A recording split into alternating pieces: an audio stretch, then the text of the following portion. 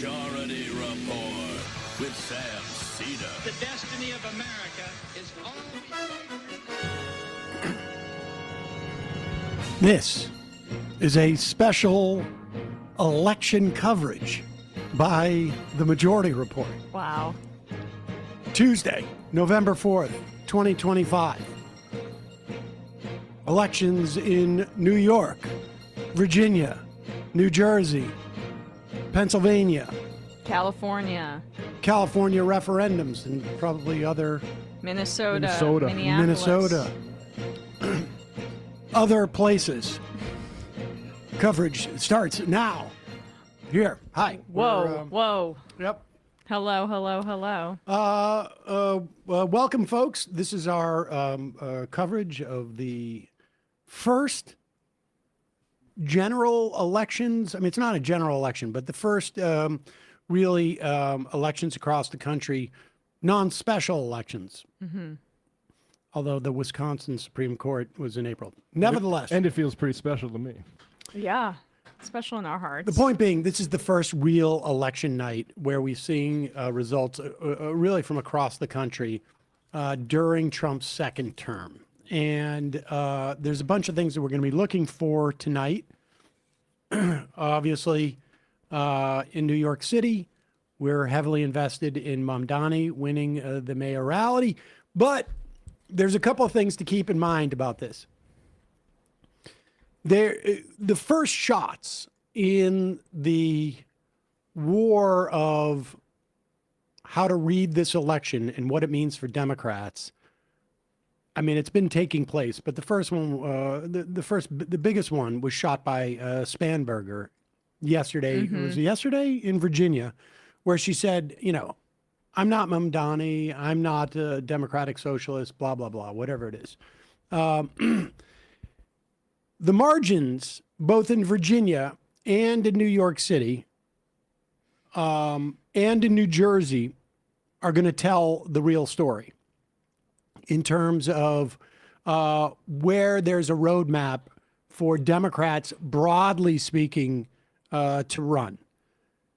We can look at what's happening in Virginia in the House of Delegates to get a sense of maybe where Democrats might be in terms of the 2026 midterm elections in terms of control of the House, because the districts in Virginia are representative of what we could see in terms of Congress, not directly, but but broadly. So because if you look at the House of Delegates in Virginia, well, we'll get into this. I'll dig into it a little bit more, but I mean, it's important, right, that hopefully Spanberger gets a trifecta, meaning governors, gubernatorial election for Democrats, attorney general, and then maintaining a majority or building on a majority in the House of Delegates. I don't think there's any expectation that the House of Delegates is in danger of being lost. But the telling part in terms of just read a tea leaf for next November will be in how many delegates they pick up.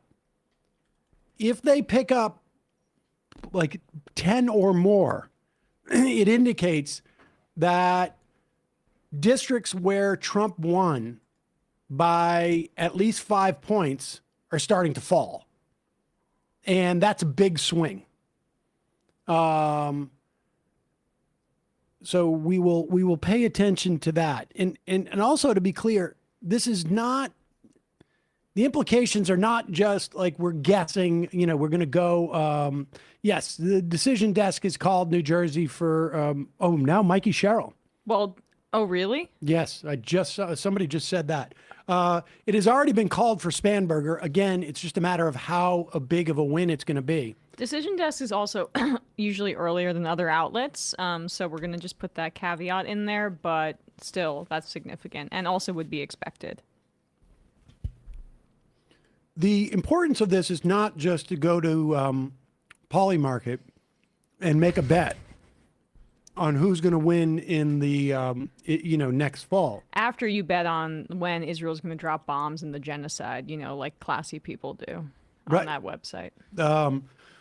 the point is that the political class, politicians, the Trump administration, they're going to react to these numbers based upon how big of wins there are. And you could see frontline Republicans start to get a little weak-kneed and start thinking, oh, okay, if I hang with Trump, I'm going to lose. Mm-hmm. I wouldn't put a huge amount of stock in that, but we've seen a couple of Republicans come out and start to feel the heat during this shutdown. The other thing that I think is going to be a function of the size of the victory that Democrats have across the board here is that Stephen Miller or whatever crypto fascist shadow president you want to choose, Russ Vogt, Stephen Miller, whomever, Laura Loomer, whatever plans they have to help Republicans in the fall or to assert more authoritarian control of the country, they're going to ramp them up. If they start to, you have to look at them as like they're in the middle of a bank heist and they have their getaway car plan, and all of a sudden somebody trips an alarm that they didn't anticipate being tripped. So now they may start taking hostages. This is just a metaphor. Yep. But, and I think, when I take that out of the realm of metaphor and think, what will they do? It is, it involves federal troops in various cities around the country to create a sense that there is chaos and you need control.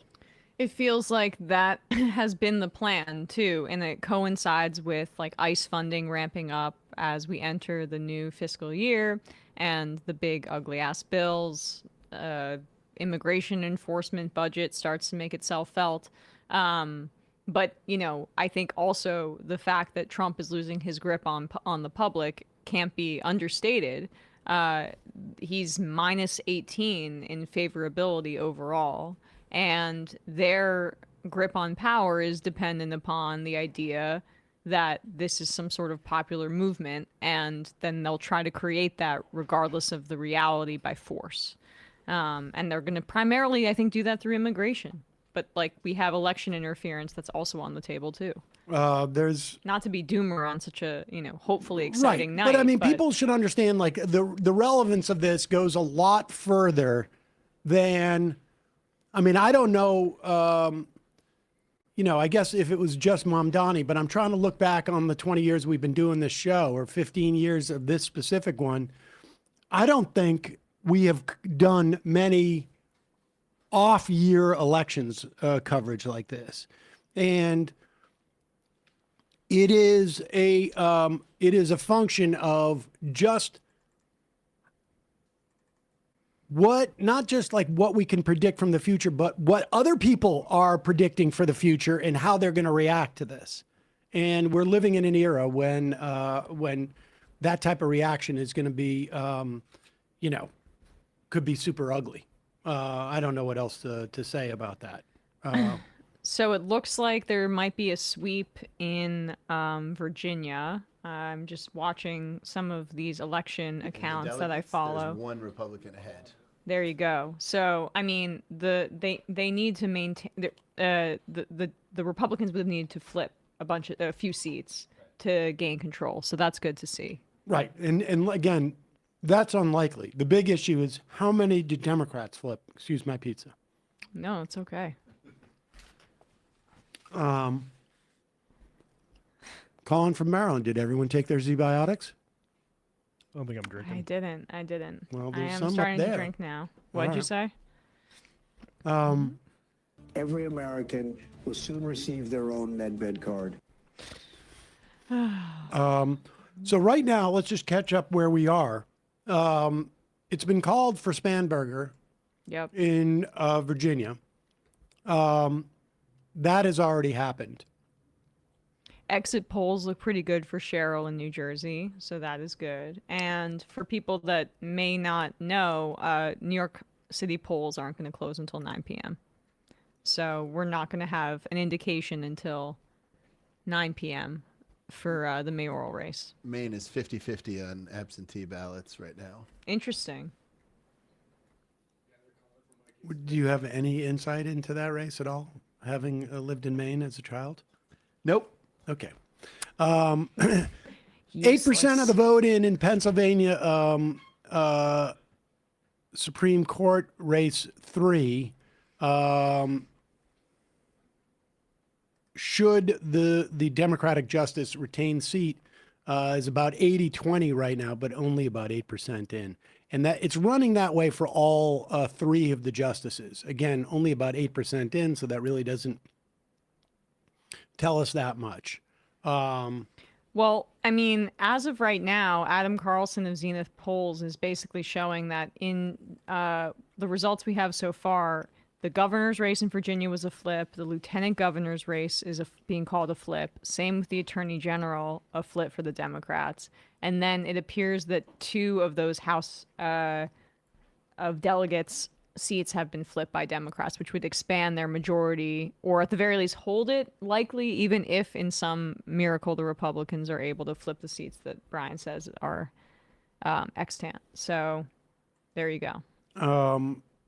You know, it's encouraging. And again, the real life sort of like implications of this are that there may be Republicans who waver and start to think like, hey, maybe this is a problem for me to do this. And then, of course, the other implication is that Stephen Miller may say, we're sending in troops. We're sending in the double the amount of troops. Right. Exactly. Somebody says I have pizza on my sleeve. No, this is... It's a different stain. It's a magic marker, but this is not the one that I have in my white shirt. Yes, you have blue on your white shirt, and you also have a green on your white shirt, and they're always in the same spot. They're Well, it's right because on I do it right here, and you know, like I'll have a marker. markers open. Apparently, Boo Radley says they voted to raise taxes on the rich in Colorado. Oh, that's good. What's the Polly market bet on what kind of pizza you're eating? All right, forgive me, I'm almost done here. Yeah, well, I got it. I'll ad lib. And that is not Kentucky Fried. Go French ahead. fries. So, all right, we're gonna look at Decision Desk here, see what the updates are. The heat is on them when they do this. I guess there's also this smaller race in Georgia, the Public Service Commission, that we should be paying attention to because there's a potential for the Democrats to flip that. That's on the ballot as well. And then Virginia, the major, there's like, yeah, all those House of Delegate seats are important to look at as well. It'll be interesting to see, like, so you mentioned this earlier, but Spanberger is Hashmi now projected to win. Did you just say that? Yeah. Or not the name, but they're projecting basically that. I mean, Virginia is filled with federal workers that have been laid off. Like that. This is just a horrible, horrible environment for Republicans, which is, I guess, why it's maybe not shocking that their nominee is a black woman. That's that glass cliff for you. Just push her off because this race is not going to go well for us. Yeah, it's looking like a really significant sweep for the Democrats. Oh, I didn't know Jay Jones was going to beat an incumbent. I overlooked that detail. I thought he was the incumbent, but... I'm looking at CNN right now, and who do they have sitting at the desk? Dershowitz. Close. You want another guess? Scott Jennings? No. Tubin? No. I'm talking Democrat that you don't want to see. Sitting Van there. Jones. Yeah, close. A Democrat. Like a elected Democrat? Currently or former? Former and hoping to do maybe in the future. Chicago. The fucking Rahm Emanuel. Yep. Oh my God. Yep. I mean, it is fascinating. That's my pick for president. It is fascinating. They're just going to keep trotting out these old people who, and I don't even mean like age-wise, because I have a feeling I'm probably closer in age to Rahm Emanuel than anybody in the room, but but his mentality is completely off. And I would imagine to a certain extent, they get into that room and is Spanberger speaking now? Can you go to CNN and pop this up as well? Yeah.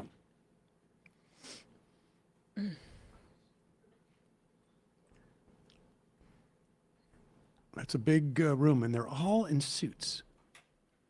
It's going to be different at Mamdani's watch parties, is my guess. It's not going to be full of people wearing suits. Like Adidas tracksuits. Oh, this is the point that I wanted to say about Spanberger is there's going to be a lot of talk that you're going to hear in the next many weeks or months about how, say, things go well tonight in New York City. There are two sides of the coin in terms of democratic success. I can already basically chat GPT A bird needs Ezra two wings to Klein's fly. piece about this. On one wing you have Zoran Mamdani, who's exciting the whole nation. On the other, you have former CIA official Abigail Spanberger, and they're both equally important to the party. What'll be interesting to see here is how someone like Ezra reconciles that argument with their argument that basically rhetorically the Democrats have gone too far left, because as you were saying, Spanberger was hit with a bunch of anti-trans ads over and over again, which would be the thesis of Ezra, that the language of the Democratic Party has gone too far too left. They're too inclusive. Latinx was said a few times in 2021, and these guys have never let it go. But she won in spite of a transphobic campaign directed at her, and that's the narrative out of this. Not that moderate centrism is the way to go in the future. It's that the Kamala's for them, not you ads or whatever were way more about the economic situation and a feeling that she was disconnected from that reality than it is about trans people altogether. I also have to say that I think it is difficult to extrapolate from, I mean, it's trickier with executives, both whether it's a mayor or a governor. They have a different sort of issue set. But the fascinating thing to me is you don't need to compare Mamdani to Spanberger, because you have that contest that exists already with Mamdani and Cuomo. But they would say that's liberal New York City, and you can't win in X area. And I would counter and say, well, Virginia is like in many ways, many professional class people from D.C. that are like obviously outraged about the Trump administration's war on the administrative state. So yeah, you can't replicate that across the country either. And also, Sears, someone just wrote, Emma's dressed like The Rock. Oh, again? Yeah. Well, I got to put it on the outside. Sears is a lunatic. I mean, she is a full-on lunatic. Let's listen to Spanberger's speech.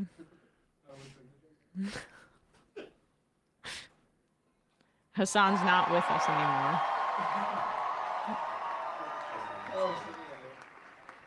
I'm not saying he died. I'm saying so much. We'll handle it. Okay, thanks.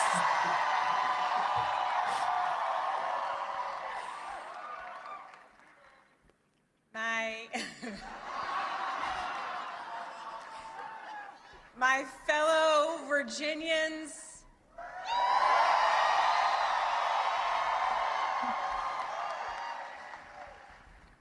tonight we sent a message.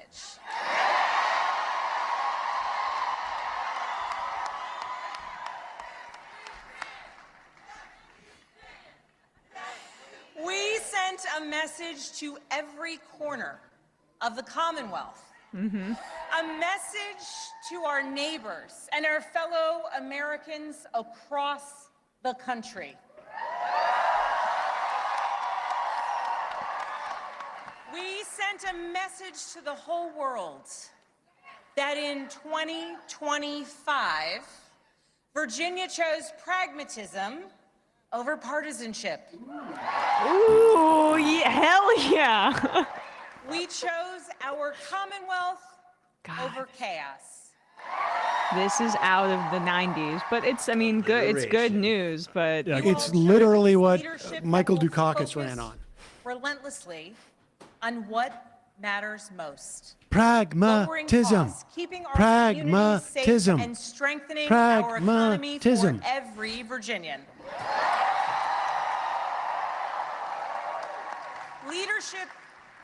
Leadership that will focus on problem solving, not stoking division. We chose leadership that will always put Virginia first. she And Gosh. Virginia, I cannot wait to get to work. she looks for like you. she could be Kirsten Gillibrand's sister. She probably ideologically could. Like Tonight, Emily's we list was turned like, a can we find page. someone that We kind of turned looks that exactly page like by Kirsten Gillibrand listening in Virginia and to just our copy neighbors, paste? focusing on Look, with practical 63% of the vote in, results, laying Spanberger's out up by a clear 10%.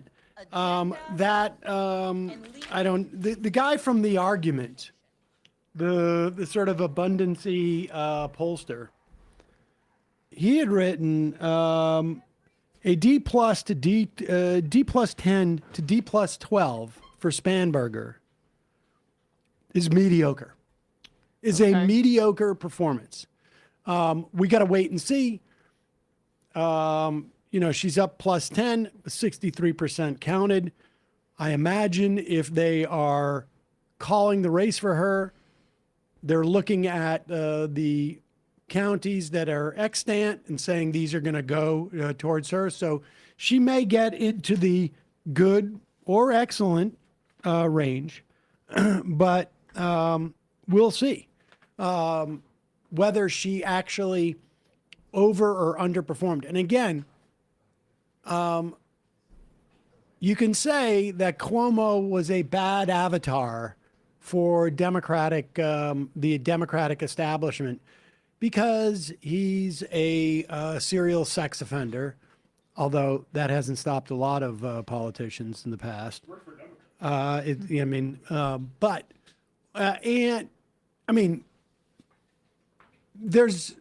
a lot. The guy's a dynasty. The guy was a sitting governor. And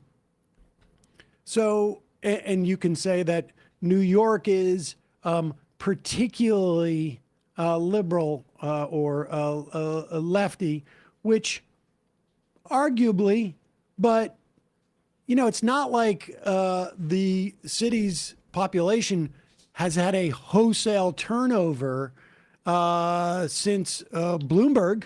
That used to be coded language for like New York's so Jewy, right? Like it's so liberal, but they can't kind of use that because they've dove into the Zorons and anti-Semite argument. Yeah, exactly. It's and I mean, That's what I used to say. Eric Adams won the mayoralty 4 years ago. Mm-hmm. So I think the real story is going to be in the voters that Mamdani was able to bring out. Yeah. That people weren't able to bring out 4 years ago. It's not like there's a whole new generation of people who are here. I mean, if you're 30 years old, you were here and could vote for the Eric Adams election. So I mean, the early voting numbers yesterday, the final day of early voting, surpassed the final day of early voting in the presidential election, which is unheard of. I think we could see more votes. More votes than we saw in the general election. For Kamala, yeah, or in general, it's insane.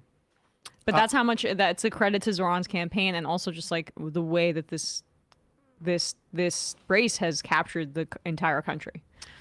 Center spiral. Some of us have watch parties with people who know nothing. Any chance you run down Zoran and his importance?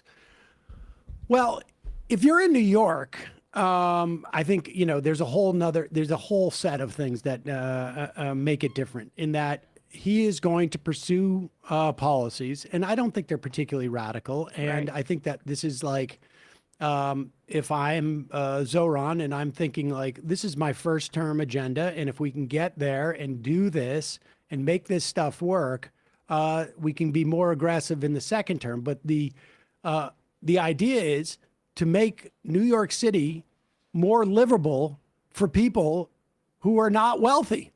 I mean, that's basically what it comes down to.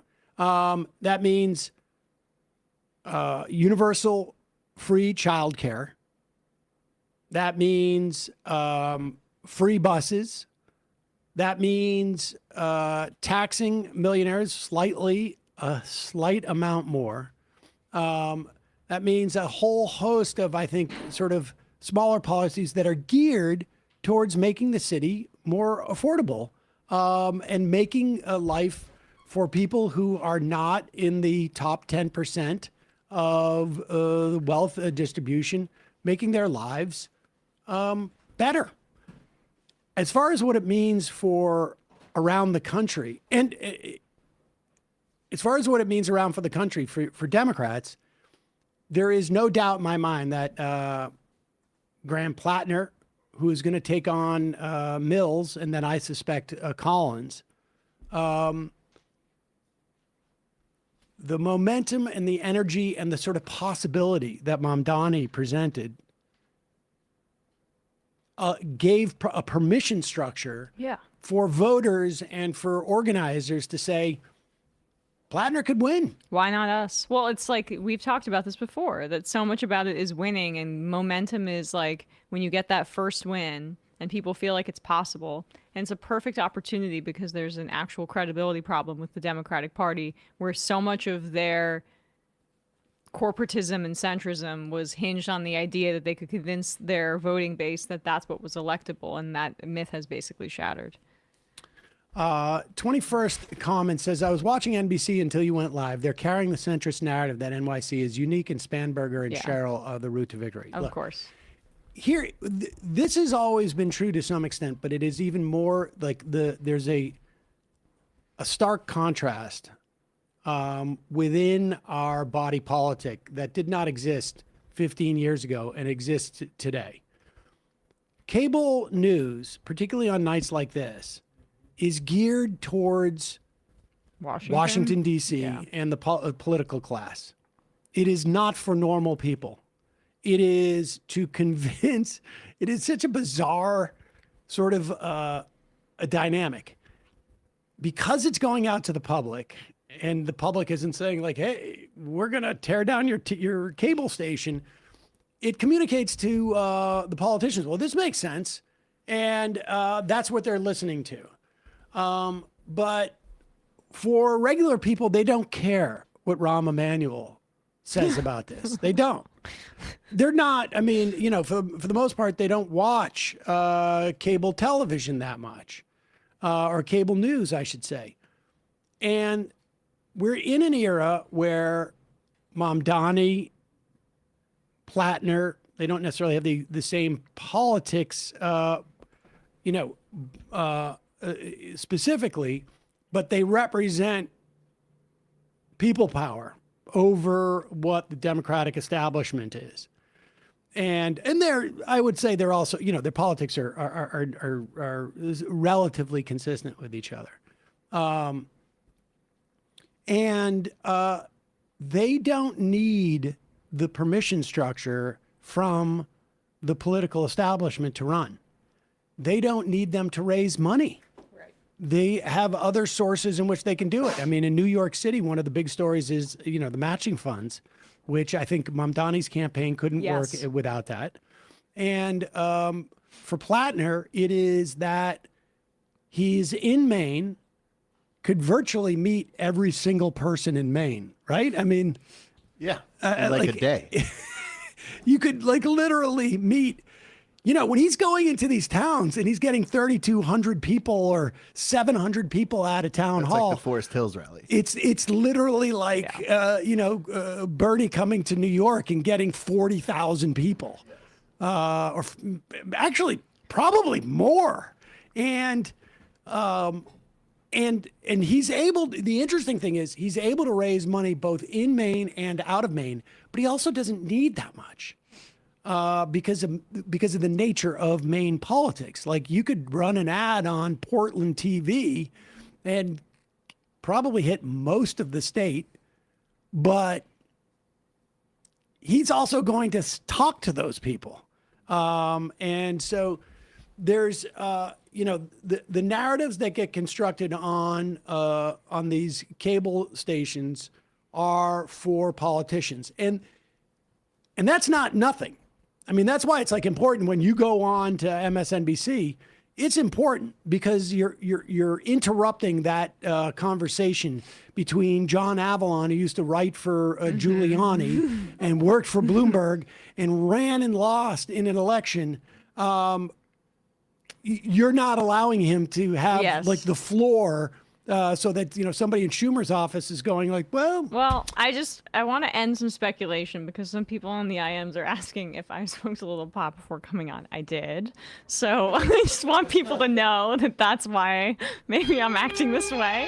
I wouldn't act like I this. accused you before the show of hitting the Sauvignon Blanc early. You're like, what are you talking about? I haven't drank anything. Because that's exactly true. It's totally different. And dear God, if you want to come at I saw that and I looked over at you, and I'm like, she just seems a little sleepy. I was gonna IM you. Every single comment is about it, but then I was like, that's the worst thing somebody when they're high. That they want to hear. The worst like experience is to know that actually I thought I was hiding it well the whole time, and it's not working. I mean, I thought that I was doing this well my whole life, passing in certain situations off. I'm just, it's not. You know what? I'm going to have a lifted tea by Sunday. I think I might soon, too. I think it's good. To get on the same page. I feel I had to share that with the audience because it was getting a people little. Are starting to get a little concerned. It was a little concerning. Why are your eyes rolling up into your head? And people will see I'll progressively get a little better as the show goes on because it's going to wear off. I can't imagine a worse situation where you're high than 13,000 people saying you look high. You're high and you're not passing at all. Fortunately, all the big half the races have already been called. Yes, so, yes. We don't have to do any deep dives here. But didn't think it would affect me that much coming in. But this thing, I got this at the dispensary nearby my new apartment. It's pretty. Oh, sorry. This is why you guys don't get invited places. Am I being too loose? Okay. No, you're fine. You're doing great. Gonna button it up and shut up. In terms of my neurological capacity. Damn it.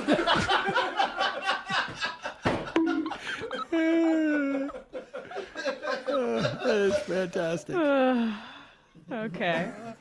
All right. Well, I see I'm flying solo here. So let me. Is Spanberger still speaking? You need two wings to fly. Okay. And I'm flying. Spanberger still talking? Wow. Let's just dip in and see where she's going right now. And build upon the foundations laid out over so many years. And Virginia, now it is our time to lead. Tonight, it's hard not to reflect on the nearly 2-year journey that we've taken together on this campaign. And just a few minutes ago, Adam said to our daughters, your mom's going to be the governor of Virginia.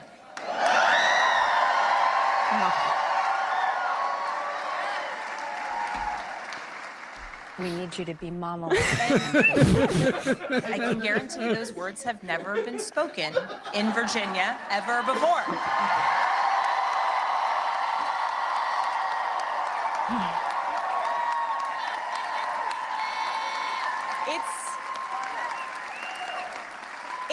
It's a big deal that the girls and the young women I have met along the campaign trail now know with certainty. All right, go switch to that they Fox. can achieve Let's see something anything. fun. I want to see how Fox is handling this. Cheryl is up with 32% in. She's up by 18 points. Oof. I mean, I saw Montclair showed out, so that's her hometown. Also, my hometown. You know what's amazing? Having watched Bill O'Reilly for so long, Jesse Waters, I just can't. Search it in the search bar, and the Jesse Waters is just doing Bill O'Reilly. It's fascinating. Not well though. Oh no, he's got but the one thing he picked up was the. Oh yeah. He does the sort of flamboyant stuff. Right. He has the gesticulations. Yes. Wait, what's her name? Kaylee McEnany. That simple question of whether hey girl. children should have arms. And then you move on over to Virginia. Jay Jones, I just looked at his lead. He's up by 3 with 70% reporting. Should he win? He's literally in text messages talking about the killing of children. We are in no, not uncharted literally. waters with this Democratic Make a Party. point And I am not about overstating your this. callousness. It's a frightening prospect that as we sit here in New York I barely City, felt that, but that's the biggest $2.3 trillion nothing of all is time, the and I'm size glad of this to see him economy. win. 9% of the entire American economy, bigger than the economy of Canada, just in this city, could be setting out on a grand social experiment of socialism that has demonstrably failed in the social Soviet Union and experiment of beyond. socialism. Here, and 10% This of the American United dollar States scaring economy, me. putting aside the morality of the issue that I began with. Yeah, are you bothered that Democrats may be voting for a this guy. communist, someone that wouldn't condemn Hamas, voting for someone Ford. that said they wanted to kill kids? Does that bother you? He's not a communist. He said he was a communist. It would bother me if it was true. Well, wait a second. I'm bothered. What is rent freezing and free transportation and government-run grocery stores? I want to be clear on one thing. I am as troubled by his anti-Semitism as anything he is said about. Harold Ford, Thank you for incidentally, saying that. for most folks, probably don't remember when Harold Ford was in the House. And some of it I like, some of it I don't like. He President Trump has was used our a tax money shit. to invest I in mean, he American companies was that on believes are the important scale for of national security. Some Democrats. of it I agree with. He was on the well-entrenched shitty side, just to be clear. But he must make a decent amount of money there, and it probably helps whatever other gig, consulting or lobbying gig he probably does on the side. But it's interesting that they're, Do you like that everyone loves terrorism now? What do you think about that? You have to slaughter children. How do you feel about that? Look at Cuomo. Oh, so Cuomo does. there it is. Yeah, look at that. However, that's your. There is I purple think and tonight Democrats will orange? celebrate the two women. Lots of room for the catering to get around. Declared a winner. The other looks like she could be declared a winner There in a short is time. at This is a good least- thing for Democrats, particularly when you contrast it to I would Madonna. say There's no doubt. If close Madonna to was not the 45 nominee, people there. We wouldn't be so cheerfully talking about. I mean, I'm moderates, sorry, although but I do believe. Can that you my- can you That's look at such the an ugly joy? color scheme. Can you turn the sound down so that we can see that image? That's too bad because Why didn't they want to keep that up? the incredible joy and excitement in that Cuomo room. Look at that. We're just watching now. It really is honestly like it's like waiting for the gallows. It's like everybody's funeral energy. standing around at the Right. gallows waiting for. Although I have to say, usually in places and eras where they have a gallows, people are more excited. Yeah. They're there for the hanging. This is sort of a reluctant gallows. It's like a funeral for their boss. They're reluctant because right.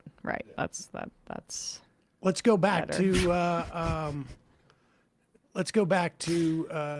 the CNN, if we can. Because we're gonna get results probably in a few minutes, right?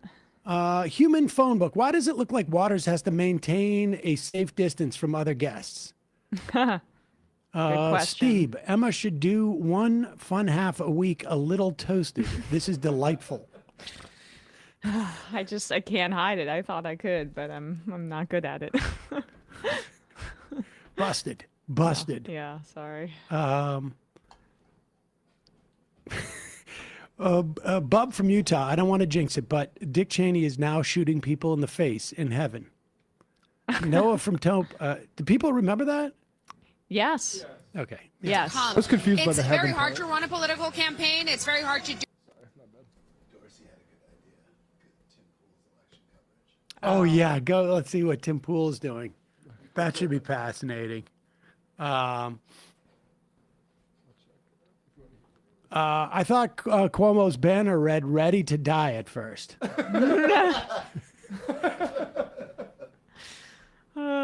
What did it actually say? Do you guys think Woody Allen endorsement will have helped Cuomo? Could it be the difference maker? Which endorsement? Woody Allen. Oh my God. Popeye, 15 years in the making. Radical left Hoosier. Is pragmatism why I can't see at night when people flash their LED headlights at me? Max left. Mamdani at 56%. That's well, polls haven't closed yet, right? So Yeah, I don't know how that's true. that might be an exit poll, which you can't trust. Who dat? Emma's a Kentucky Fried French fry right now. Oh yeah, baby. Matt from PA. On a serious note, look what happened in Chester County, Pennsylvania. For some reason, the primary books were sent out and not the general election books. So newly registered and independent voters had to complete a provisional ballot, but it caused a whole mess. Interesting. Zopunny. Emma, this is how we all pictured you looked when you called into the show on your honeymoon. More sloshed in that instance, but yeah. Oh, the absentee voting voter ID restrictions in Maine is starting to go good. 64% no. Oh, that's good. Yeah. Graham Plattner already doing work for Democrats. Yep. I was going to say, that's basically like a pre-primary. Graham Plattner here, you're welcome. Joe Snuffy, now that Zoran has won, should we expect a Heaven's Hey. Gate situation for neoliberal psychos? Future reactionary. To quote Veep, hey, I'm president. I can fuck whoever I want. All the other ones have. New York Times email headline subject line says moderate Democrat wins Virginia governor election. You know, like this gets back to that. I have the New York Magazine a piece, Socialism versus Abundance. Yeah. And I just like, that's fascinating because there is no socialism option at this point. We're really talking about like, it's progressivism. Right. You know, that is like, you know, it's all a spectrum, but the idea that like Mamdani himself is not even proposing any socialist policies. 5 government-run supermarkets is not socialism. No. It is any more Atlanta's doing it.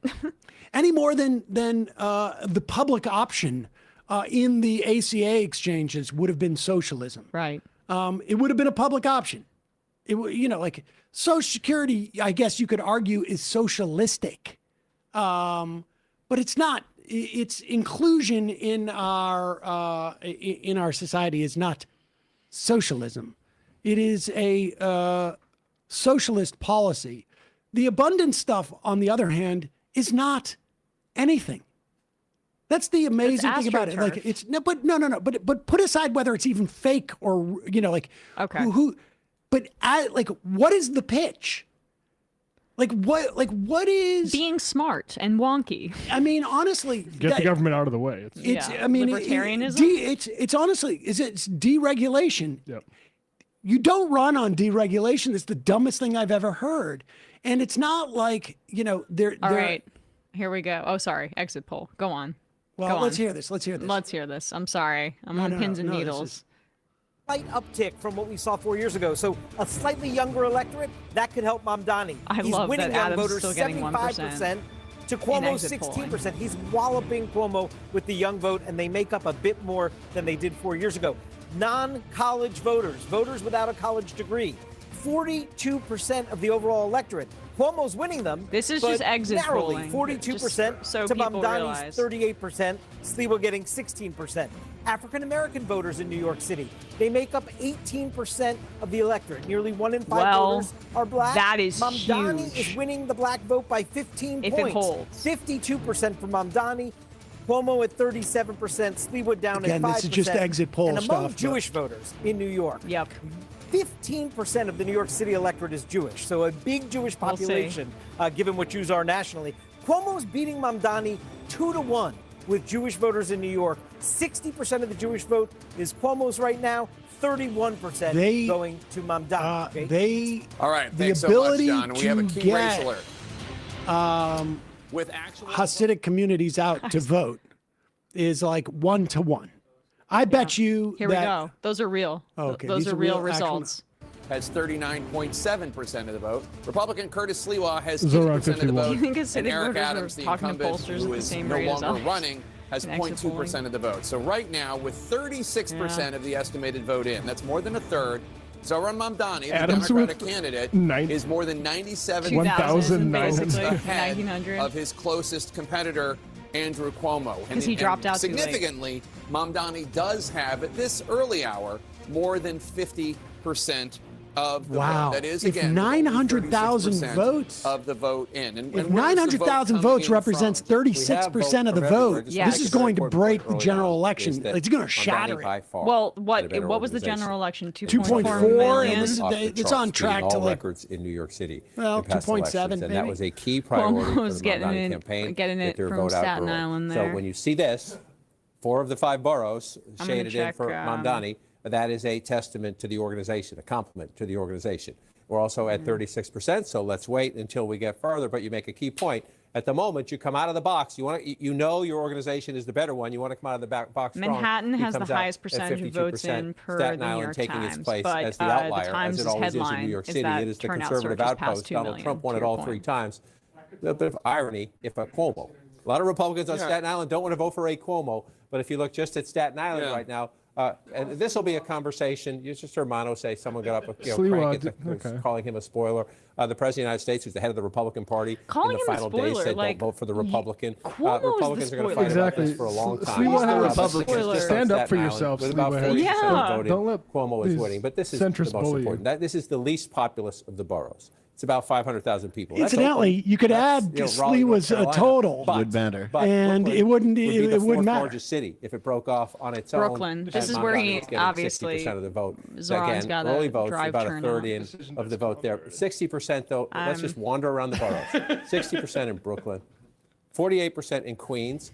Cuomo was born in Queens. Mamdani lives there now. His state assembly district is right here.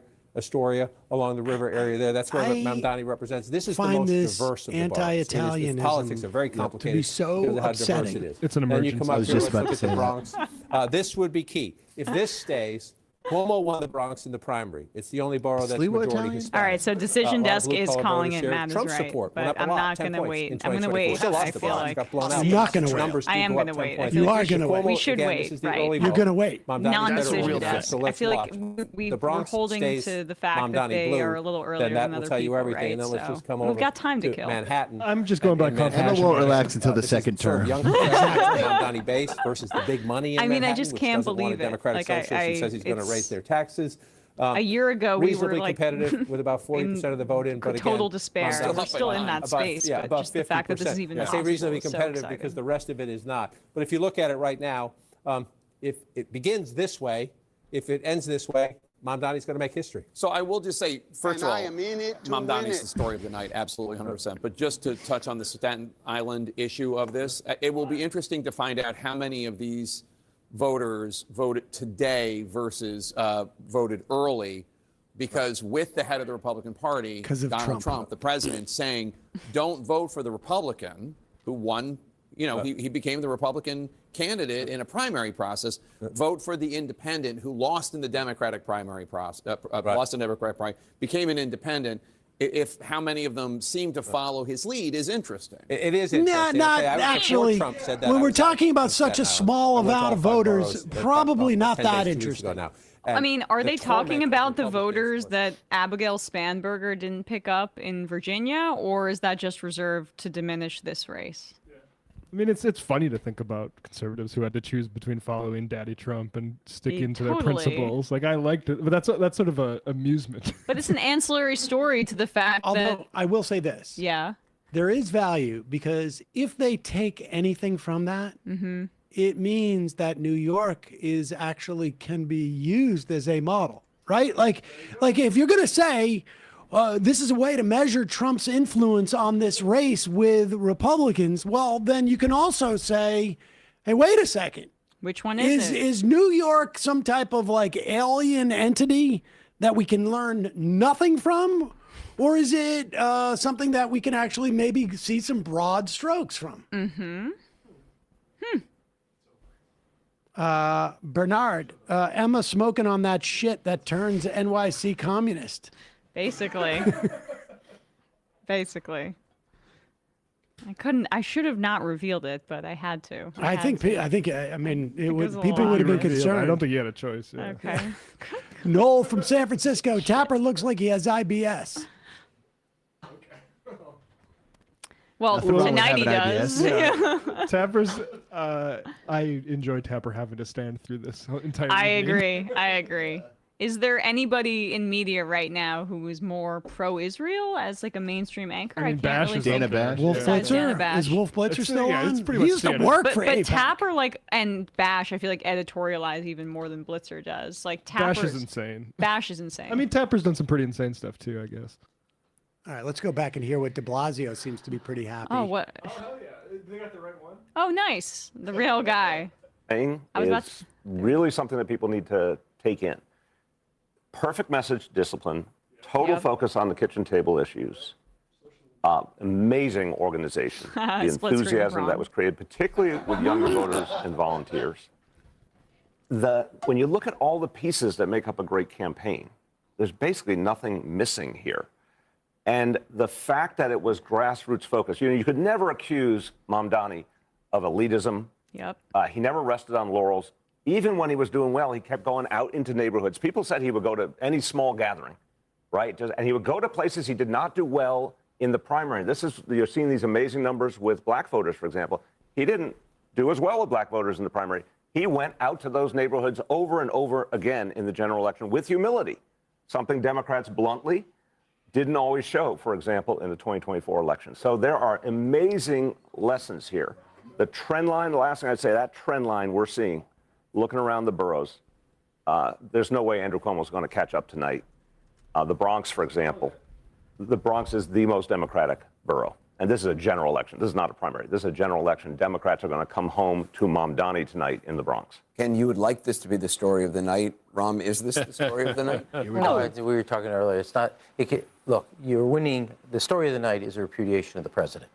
You're winning 2 of the public commission votes statewide in Georgia. He's You're doing winning his Elon 3 Musk Supreme Court imitation. races in Pennsylvania. You're winning the redistricting in California after they did the reforms there.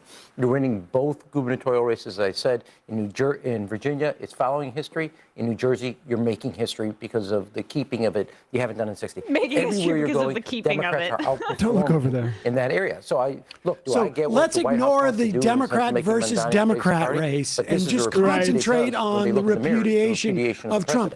There's That's no what they're trying to avoid the repudiation of story. Trump in New York City. The story for tonight is actually But that's that what the the- Socialist Party is taking over the Democrat Party. Hell and, yeah. it was Yes, it is. Andrew Hell Cuomo. yeah. It was Kathy Hochul. It was the Democrats that were so afraid of Melio, their shadow, stop so afraid it. of the radical left, people like Alexandria Ocasio-Cortez that kept Ken moving Cuccinelli? to satisfy them. Is And now that the they've been Cooch? eaten alive. So this is a I don't lesson. know. I mean, Looks you're like a guy who'd be called the you're Cooch. racially They never fought profiling for their Italians party. They again. catered to the radical left. And Not now we're only going to see. that's the By way, guy for people who think who that they're voting developed, for I think, affordability if here I'm with not Mamdani, mistaken, a guy who believes in socialism, we're gonna forced go the hard way. vaginal probes of pregnancies. Ken Cuccinelli. And what I did not know is that he was not only sort of ethically challenged, but follically challenged. The Cooch? The Cooch, I think, is wearing Say it ain't so, a Cooch. toque. I definitely think so. With The Mamdani, Tootmeister. you're going to learn the hard Does way. the That's why Cooch like answer to Cuomo? They Going- really the enjoy Answers out of New Jersey and Virginia will not follow learning New York about City. women's And private when medical- it comes to elections in 2026 and I mean, 2028, doing it as Virginia policies, like, and New yeah. Jersey are going to be more important as a prognosis of how to prevent. There you go. the Yes, look over please. With the That ability is to create a aspirational. Well, but wait Look, a minute. Both enjoy- those candidates said they weren't progressive. Enjoy Jim Paxson as much as you They're enjoy Michael progressive. Jordan, Watch please. their agenda. They said they were moderates, and they're going to govern When you moderate. watch the Bulls And you in and the I were 90s. talking earlier, so don't switch on it. Center left, not left center. That's Yes, exactly well, how and it's going to happen. In Virginia, we're seeing the House of Delegates races move in the Democrats are winning direction. But last wait a minute, night. wait a minute. The people who are winning, this is truly the takeover in Virginia of the next generation of Democrats, and they are Jay Jones Democrats. Jay Jones. Oh, fit right in yeah. there. And this is a very radical legislature that Abby. It's so funny they want Spanberger is everyone to gonna be outraged working by with. text. We'll see what after comes out of there. Trump. I don't think it's going to be what you hear around it's this over. tracking. It's going to be the You've radical. been living in it. These younger candidates are talking about the kitchen table issues. It is an economic populism. Let's be clear. It's the kind of populism that actually is reaching voters who are profoundly upset with the status quo. So I hear Nicole trying to shape it If as we some had the ability to left-right pause this, I would tell you, ideological yes, struggle. I think Cooch it's is something wearing a simple. I think tube. It's a generational struggle. And I'll tell you something. Are you going to bet on the voters under 40 who are going to be the future of this country? I sure would. And it's about going back to our roots, going back to the kitchen table. It's not what I agree on the affordability, what was said. No space for the cultural left-wing stuff. So it's also what wasn't said. I'm sorry. To all the two gubernatorial candidates, nobody touched the cultural issues that left Democrats out in the aisle. I just said this earlier in the broadcast in anticipation of this dog shit argument. In Virginia, they ran on anti-trans stuff against Spanberger. That is not how she won. She won because people didn't give a shit about that stuff. And also, let's be clear. Who is the candidate that ran on social issues first? There's a difference between saying, like, I'm not going to back off trans rights. I'm not going to back off gay rights. I'm not going to back off anti-discriminatory policies. But there's been no Democrat that I'm aware of that has gone out and said the primary focus of my candidacy is name a social issue. None.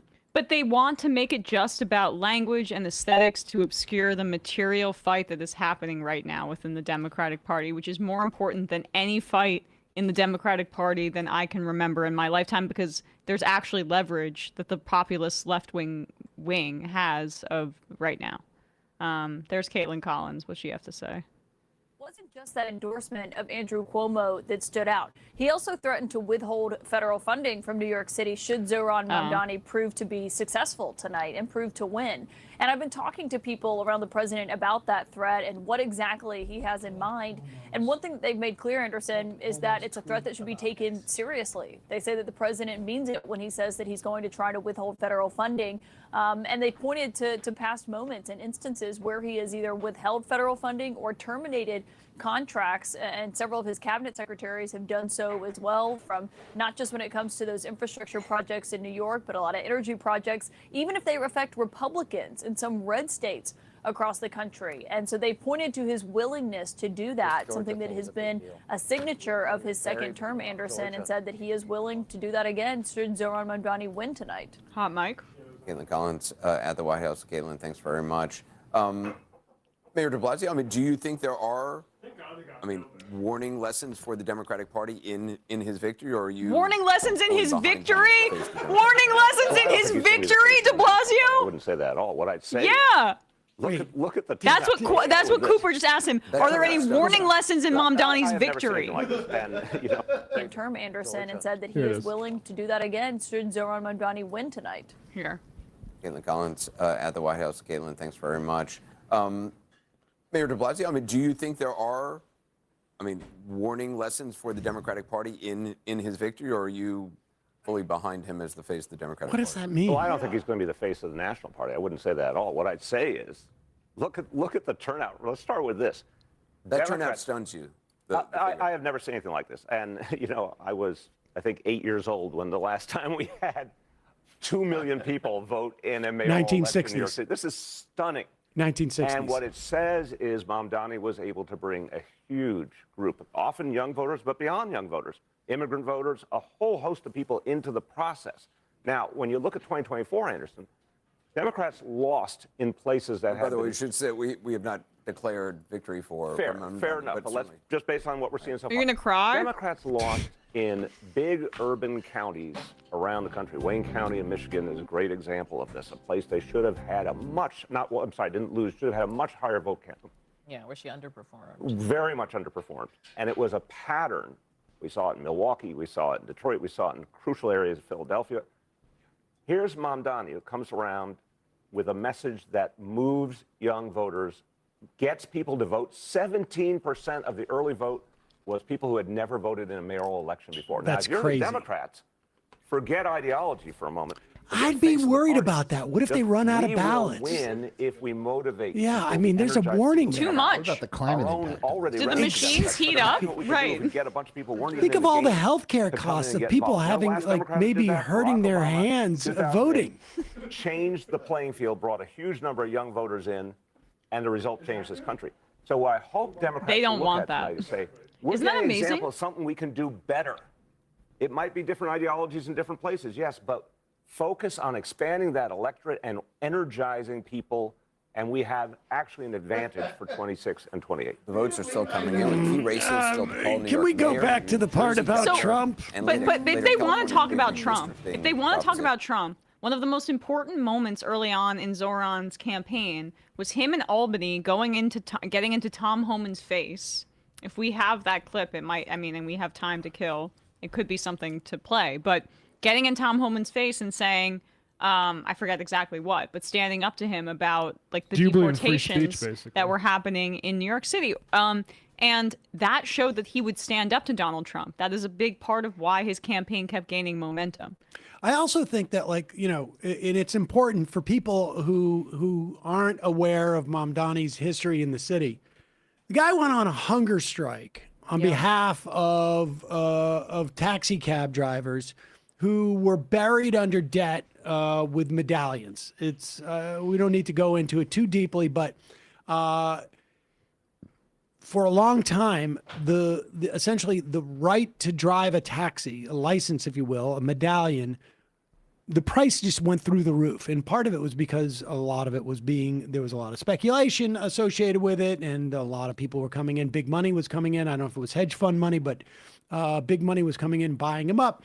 And so these taxi cab drivers, usually new immigrants, often, this was a good entry level into society job for them. They would take out these loans, they would get these medallions, and then essentially Uber came in, undercut the entire business. They're stuck with these massive loans because, frankly, the city is not upholding its own laws to essentially protect the value of the investment they have made. And just for a moment, like, imagine that happened to sort of real estate interests or, or some other capitalist interest, right? Like, this just happened to be. Taxi drivers committed suicide, like many of them, in front of City Hall in protest of this. This was like a horrific, horrific moment for the city. Horrific moment for the city. And Mamdani was looking for some type of relief for taxi drivers and went on a hunger strike, and he won. And even if, as de Blasio says, like, the model is not necessarily the ideology, de Blasio says, which I think is probably exactly what you should say on CNN, right? Because remember, the audience that he's talking to are the political class. But the fact is that it's almost impossible to do what Mamdani did in the context of the campaign and to build the type of support that he built without having something very close to Mamdani's ideology. Yep. Like the things he did to win were not ideological specific per se, right? Anybody could go out there and talk about affordability. Anybody could go out there and offer these things. But the reason why it appears his campaign was so effective was because that the rhetoric was actually an extension of the way he was going about doing politics, which is necessarily oriented towards average people as opposed to moneyed interests. Cuomo could never, ever compete on that level. And it's much more stark, particularly when it's like a local type of situation. Like, you can ride above this stuff on some level if you're on a state. You can ride above it on some level on a national level because the expectation that you're going to, the investment, human beings are human beings. Right. You can't do a hunger strike in every city in the country to support people's, to support taxi drivers in every city. But there is a version of that, and we saw it like with the Bernie campaign, where your campaign actually helps other people who are organizing. You go in and you contribute money to union drives. You go in, you help people who are picketing in various places. It's not as direct. You're not doing a hunger strike in these situations. But the idea is that you're oriented towards building a populist movement. Yep. And made possible by matching funds in New York City. Like, I have like the idea in my head maybe for some kind of piece I want to write about like how this should be federalized. I mean, this should be also adopted in municipalities and localities across the country. The only reason that Zoran Mamdani was able to gain the momentum he could in that primary was because of New York City's matching funds program. And Lawrence Lessig has written about this for many, many years. But this is the model in order to, in the interim, before we try to do wholesale campaign finance reform, this is the best way to get a campaign like this off the ground. It's fortunate that we have it in New York City. Other areas should adopt it. I was thinking somebody asked about the significance of Zoran's campaign, and I would say it's about what it says about the American people. I mean, this is through the New York voters, but in the week after Trump won last November, Zoran hit the streets with this video. I'm pretty sure we even played this on the show. But this was him talking to New Yorkers about why they either voted for Trump or didn't vote. And the story in the absence of this, the story was, people just co-signed Trump's bigotry and racism and authoritarian agenda. It was about affordability crisis that all Democrats now take as just, obvious. But it wasn't so until he went out and did the work to prove that. Here's a little bit of this. Market price or Energy, gas. La comida. Food. Most of these people are working families. They're working 1 to 2, 3 jobs, and rent is expensive. Foods are going up, utility bills are up. And that's your hope, to see a little bit more of an affordable life? Absolutely. What Trump did in the first 4 years, Fordham Road saw something where Kamala couldn't do that. There were young voters who didn't vote for her because of the genocide, and I wouldn't have voted for her if I did, but I did vote for her, obviously, because I have common sense. Can you tell me a little bit more about why you didn't vote? Since you're out here, Gaza, who should I vote? Either side will go ahead, send bombs from here to kill my brothers and sisters. Palestine issue, and then other issue is like Russia and then Ukraine. He stopped that war. That's why I bought him. You can't say you're a Democrat and stand for the genocide that's going on in Gaza, period. Practically, I like Democrat. I like Democrat, but I don't like this. In Gaza, a lot of people are dying. Have you voted for Democrats in the past? I have.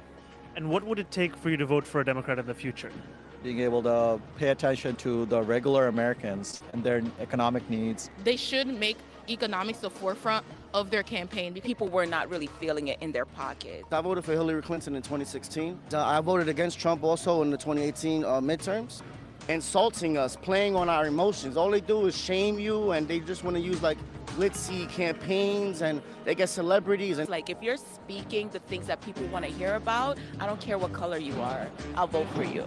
We have a mayor's race coming up next year, and if there was a candidate talking about freezing the rent, making buses free, making universal child care a reality, are those things that you'd support? absolutely, you'd have my vote all day. We need child care that is Sneaky. affordable. Buses should Super be free. sneaky. The hike in the Metro cards is like totally unaffordable. So my name is Zoran Hold on. Mamdani. He cheated by going out and asking people what it would take to vote for him. Supposed to poll him. And then, instead of coming up with it on his own, he just repeated back to them what they said. I did that on a math test. That's considered cheating. It's called cheating. Yep. How about how about some original thinking? Like maybe something like How original. We need to build factories in the West Bank, or maybe come out and say something to the effect of like, what we really need to do is stay the course. You can't even riff on his policies because he literally doesn't have one. Yeah. You're trying to even grasp On what Cuomo stuff like that. I'm was. just like, You can't even. like how do What is it? how could What's a thing? What that is he a wanted? Cuomo policy? Anti-Italian discrimination. We need to fight anti-Italian I'm ready on discrimination. day one to do it. Free meatballs for everybody. Ryan, what the hell? In this environment? You're going to make a joke like that? For that joke, I identify as Italian. Wait, are you part Italian? Sure. Okay, you can get away with it. And I am in it to win it. Oh my gosh. Can we not get a live feed of what's going on in the is the Cuomo campaign streaming? I will check. I'll check Rumble first. We honestly need to start a GoFundMe to make sure that we pay for Andrew Cuomo's flight to Florida, or at least some of his moving expenses. I think you should have to take a bus. A free bus. A free bus. Well, that's why you can make it the bus free. What was Cuomo's party? It says FAD. Friends. Fight and deliver. Okay, got it. It says FAD on.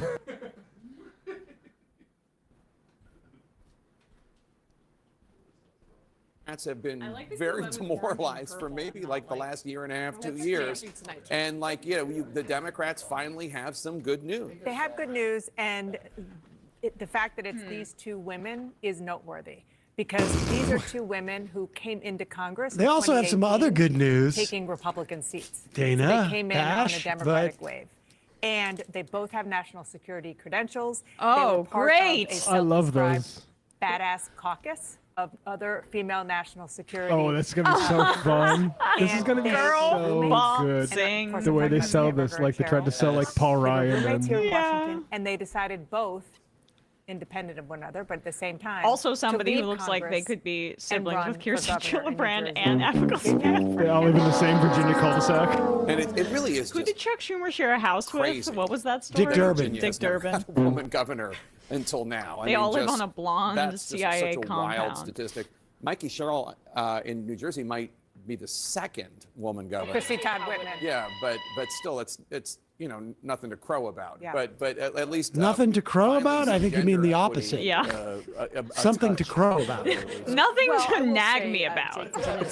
They're all sputtering over themselves because the specter of Mamdani's win is just haunting them. Are they going to point out that he's like the first Muslim mayor of New York City, or is that just for hot white ladies who are in the CIA? In that case, we need to not be woke, and identity politics are alienating people. And then in this case, we need to be woke.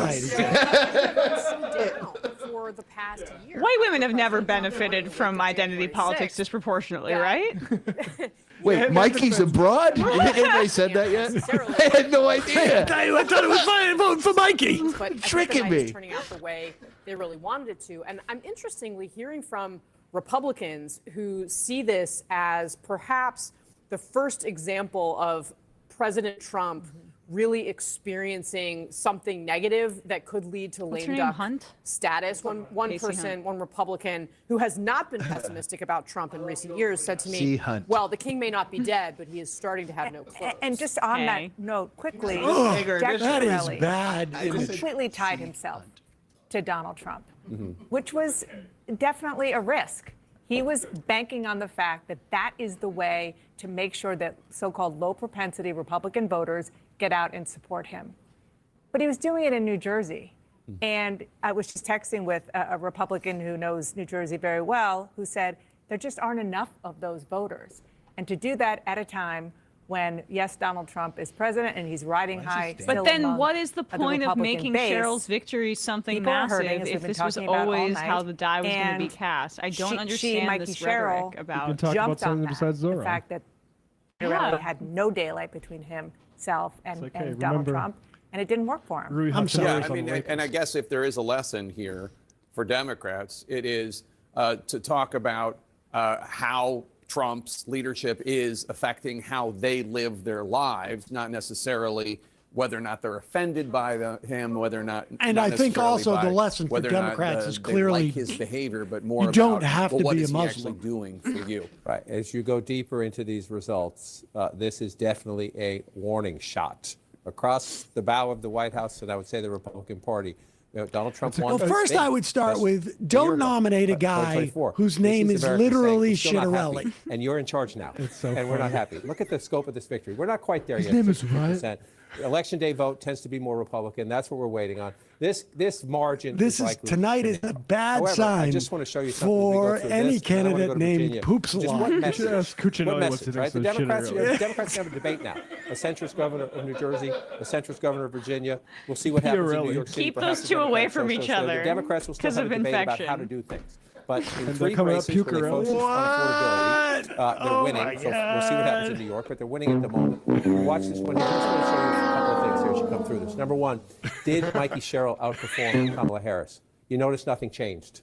That means Do everywhere. I do broadcasting in for a every living, or- single county in New Jersey, Mikey Sherrill overperformed Kamala Harris. Here's another way to look at it. Donald Trump made New Jersey close last time, right? You can't do Because he it, flipped Vladimir. some You- counties. He flipped 5 counties. Tonight, we're not completely done yet, but at this moment, with 63% of the vote in, Mikey Sherrill has won all 5 of those counties that Donald But Trump this is just a year Trump ago overperforms every general from election. red- We've talked about this from blue to dynamic. red. And so that's called never mind, right? Never mind. We're going back to vote for the Democrats. And that includes at the moment Passaic County, which was the big county. This is a plurality Latino county. Right. Republicans were saying that's our ticket to the future.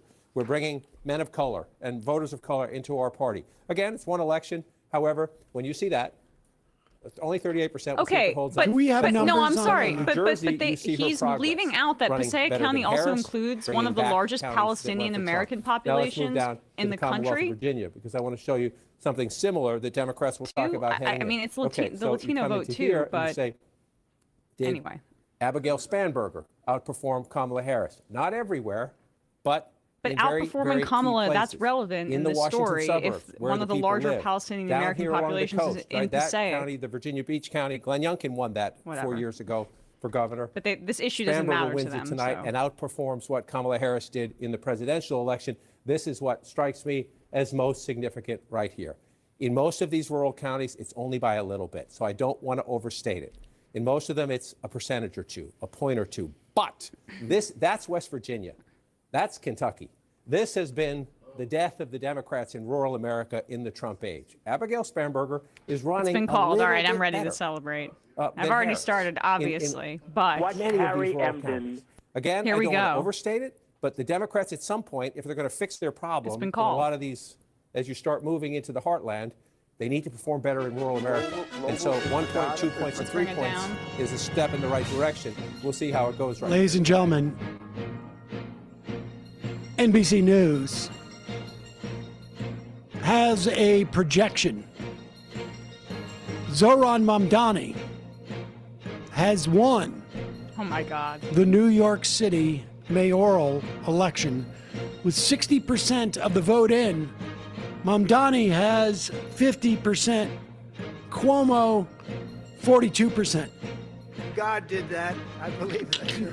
Bless Sliwa. you. If there is a God, God did do that. 8%. You have Zohran an allergic Mamdani reaction to good news. Yeah. Let's put it up. I need Let's to see take a what break. is Tapper going to shoot himself. And Let's Republican watch. Curtis Sliwa. Mamdani's victory marking an historic moment in the city. At the age of 34, he will be the city's youngest mayor in a century. He will also be New York City's very first Muslim mayor. Again, CNN All projecting right. that Zohran Mamdani will be the next mayor of New York, New York. And CNN's Abby Phillip is at Mamdani headquarters in Brooklyn, New York. Abby, I a fear that huge radical win Muslims for who want to Zohran control the Mamdani. Middle East and ultimately the world would love to see It in is God a we major win trust, from Zohran stricken Mamdani, from a our money candidate that and was replaced basically unknown to the with city about a Muhammad year we ago, trust. and now is now elected mayor. Inshallah. You just heard the crowd behind me yelling, screaming, clapping at the news that you just announced on CNN. This room is really filling up with supporters now. They are anxious, anticipating hearing from Mamdani tonight. and it's been a long journey for many of these supporters who have stuck with Mamdani despite the unlikeliness of his candidacy from the very beginning. It was always likely. In these if you knew final ball. days of the campaign, this race has turned sharply negative. A lot of his supporters believe these attacks against him Racist? were Islamophobic. Yes. They were Not just his supporters. I mean, I think like any casual viewer. as the race is called and the news is spreading. The race is called. But these supporters are elated tonight, as you can hear them. Did you hear Fetterman? He also did an infadada. Elected by someone that, frankly, it's never been elected by, never been run by before. Mamdani is both young, he is a Muslim, he is an immigrant, and he is someone who represents a sharp break from the past.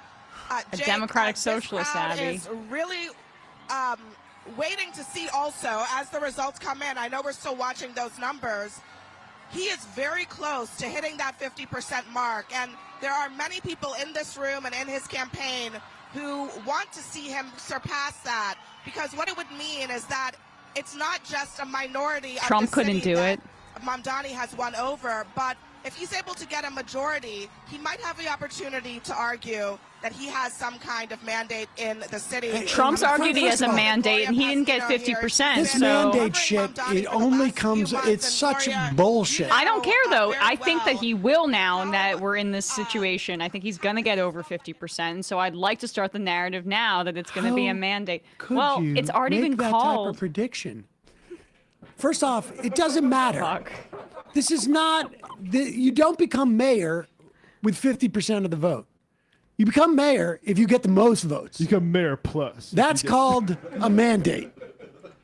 This mandate stuff is bullshit. It is weaponized in both directions. It is made up like, oh, I got a mandate because I got X amount of votes, or they didn't get a mandate with the exact same amount of votes. It's bullshit. If he becomes the mayor, he's the mayor. Now, the only difference it makes, it seems to me, if he can get 51%, 52%, somewhere up in like over 52%, that's going to make a difference in Albany. Yep. Like the only implications of him winning those numbers are in terms of material benefits for New York City residents, citizens. And right, as you're saying, leverage over Hochul in Albany. But like I do think that his way of doing politics, as we were saying on the show earlier, is just as threatening, if not more threatening, to the establishment politics than like his being a democratic socialist, which is that we could be seeing this level of turnout and engagement for his kind of politics. We could be seeing a campaign that's based not on corporate donations, but on small dollar donations, and then New York City having this great matching funds program that should be replicated across the country through a volunteer army of how many tens of thousands of volunteers? 100,000? Is that what we were talking about today? Yeah, 100,000. I mean, this is like the kind of politics that is not easy. It's not enriching to consultants, but it is transformational. And Zoran was correct to cite Bernie Sanders as the kind of torch bearer for this type of politics. But it's just like amazing to see it so competently actualized on a local level like this. And I know New York City is unique in the sense it's very densely populated, and this kind of engagement is unique to the city, but it still is just like, I hope so many campaigns model this, if they can. I think a lot of them are going to see the campaign Spamberger run and go model in their campaigns after that one. Well, I'm being sarcastic. I don't think that. Oh. I don't think that stuff inspires I thought you were anybody. saying Pragmatism. the party maybe Pragmatism. Good luck, though. Any Democrat sort of that has, or any person that has political ambition under the age of 45 is looking at one person tonight. Yep. No doubt. I'm trying to go through all the districts in Virginia to get a sense of what the Virginia House is going to look like. Again, this is a situation where Democrats are not anticipated to lose any seats. They control the the House of Delegates. The real issue is, can they flip more than 10 seats? I'm seeing 9 flips so far in Virginia. And once you start getting beyond, I think it's 5 seats in Virginia. Let me check my notes here. Once you start getting beyond 5 seats in Virginia, you're starting to look at districts that voted for Trump, the Republican-held districts that voted for Trump, as opposed to Republican-held districts that voted for Harris. I think there are 5 Virginia House delegate seats where they voted for the Republican delegate but voted for Harris. Right. Those you would anticipate in when Democrats are out of power to flip back to Democrats. But seats where Trump won by more than 3 points, you're starting to get into the territory of where Democrats need to perform to pick up 10, 20 seats in the midterm elections. Yep. And the redistricting implications, too, for Virginia are important to note as well. Redistricting is an issue as well. So, according to Dave Wasserman, there are 8 delegates in districts that voted for Harris in 24. There are 6 in districts that voted for Trump between 0 and 5 points, and another 7 districts that Trump won by 5 or 10 points. So if the Democrats turn 8 seats, it's likely the ones that voted for Harris.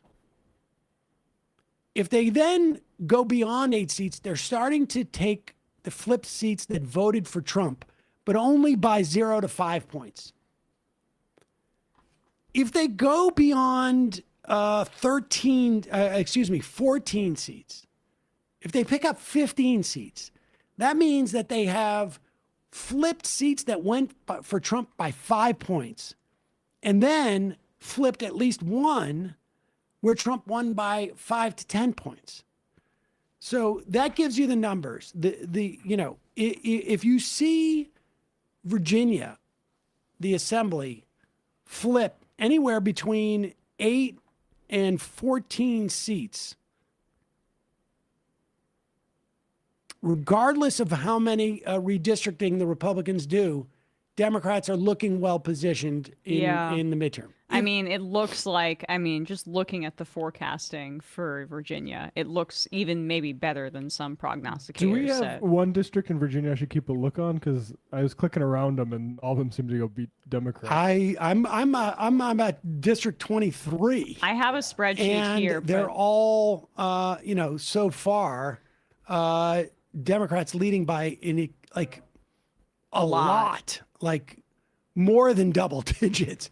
I'm at District 26, 27, same, 28. I mean, Virginia is in the thick of, it's like Virginia and Maryland are the 2 states with people most impacted by Trump's war on the federal government and the apparatus there. I'm at District 30 is the first one that I have seen it even remotely close. Like I'm talking like less than 20%.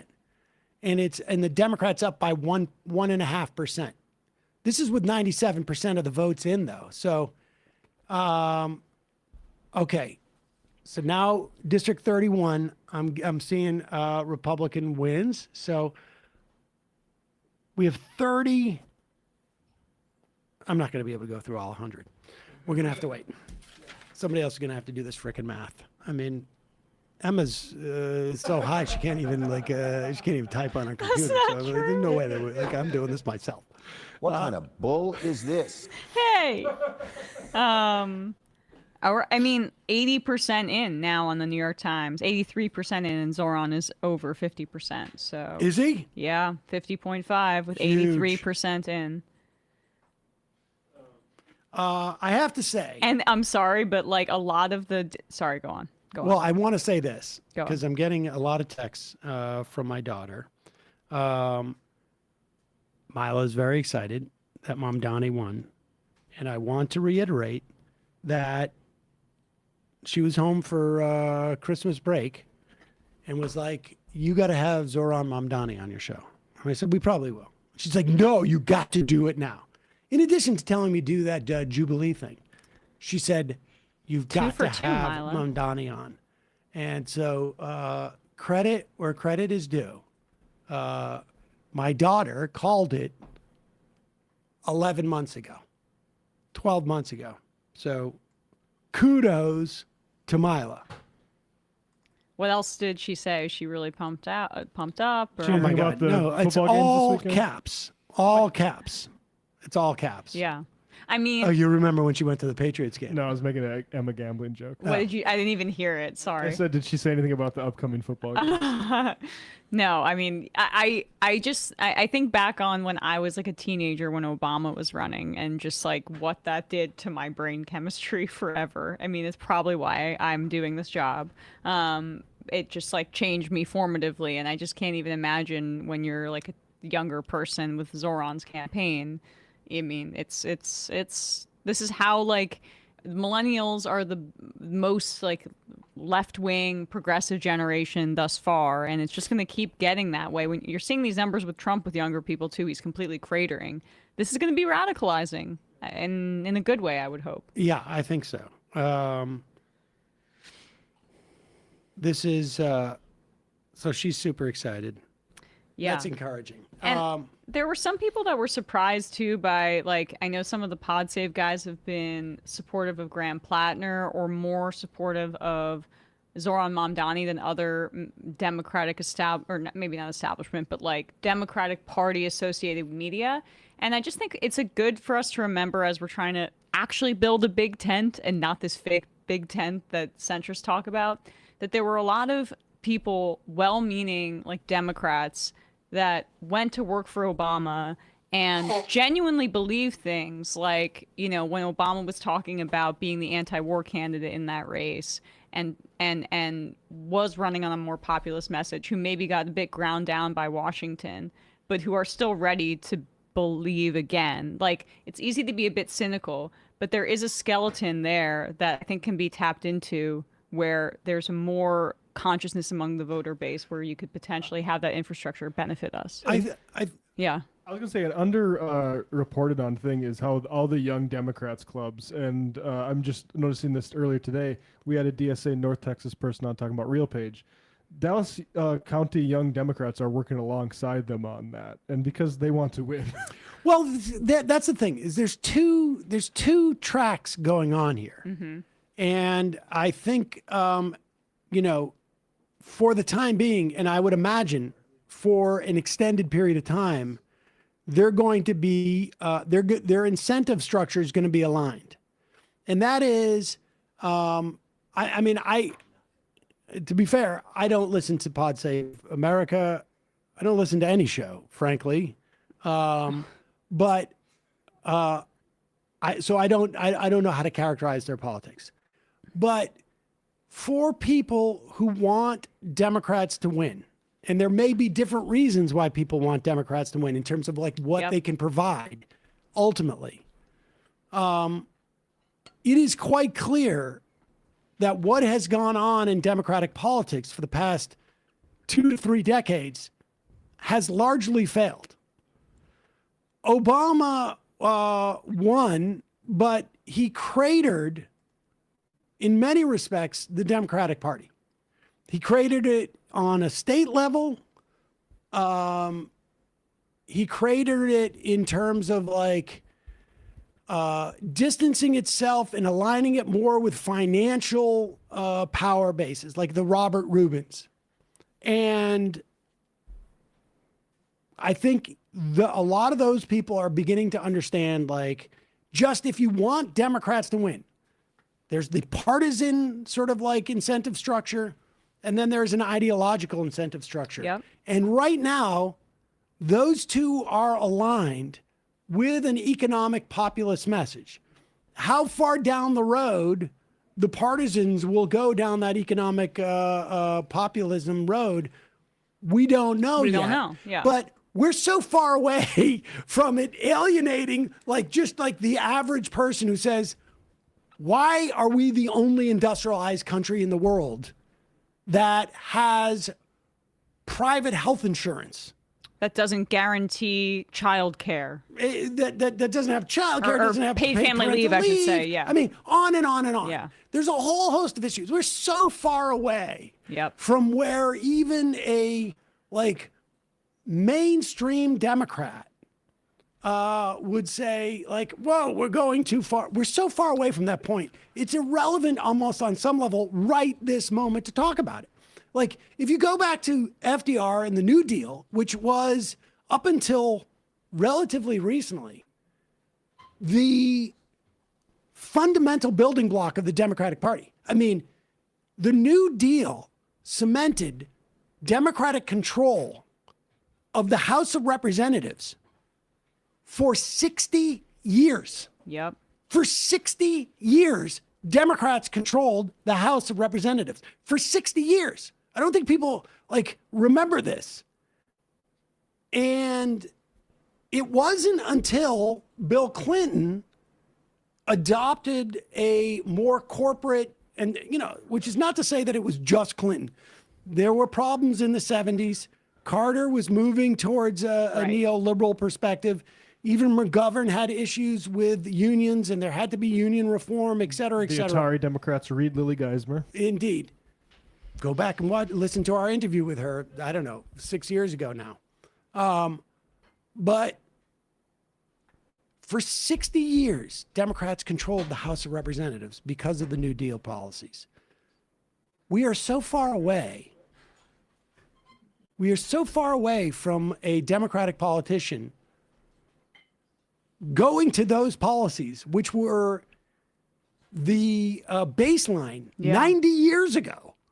I think even just plain old partisan Democrats who just have some fealty to some of those aspirational qualities of the Democratic Party, they're aligned with the Democratic Socialists because, to be honest, the Democratic Socialists are probably just would feel very comfortable. But that's part of what I've been doing, right? Or trying to do with FDR's my world. little me appearances is trying to say the differences here are not as stark as you might think, because I'm very much interested in winning, right? I can get enthused about Kamala Harris. In hindsight, obviously the campaign was not a transformational one. But I like beating Republicans probably more than literally anything in my life. I might like it more than the New York Giants. I truly, truly love beating Republicans more than anything. And I think that maybe there's some Democratic partisans that can get on board with that. And how do you build that trust? You win. It's hard to win. It's stacked against us. But that's why we can't talk about the Zohran Mamdani victory as anything but something seismic, because of everything that was stacked against a Democratic Socialist wing in the party. The fact that this victory was achieved and that it was so galvanizing and transformational means that this can be a winner. You can try to marginalize it, say it's just New York City, but that's not the case given the national attention that this race has engendered. Also, speaking of mayoral races rather, let's just keep an eye on Minneapolis, because I'm seeing it's fairly close right now with Omar 7% Oh, Fateh. reported, and it's 36 to 34%. Interesting. Frey by 2%. Let's pop up this video posted on Zohran Mamdani's Twitter just 16 minutes ago.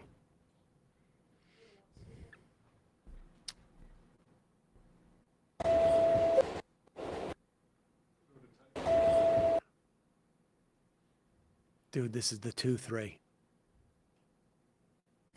Can you tell by the sound? Last stop is... The next and last stop is City Hall. Ah. I want to go to the airport when Cuomo flies to New York City. Also, the 2-3 doesn't stop at City Hall, but whatever. Oh, wait. No, is it the 4-5? 4-5 and also the R.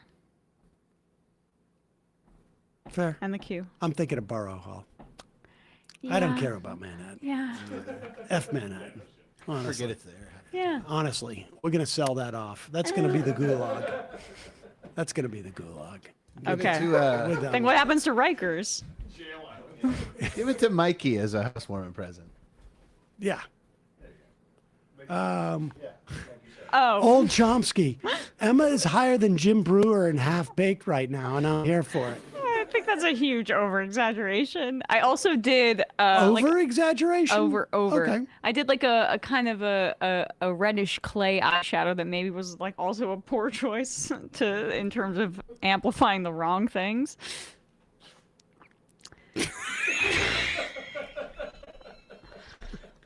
Craps abound. Such a mistake.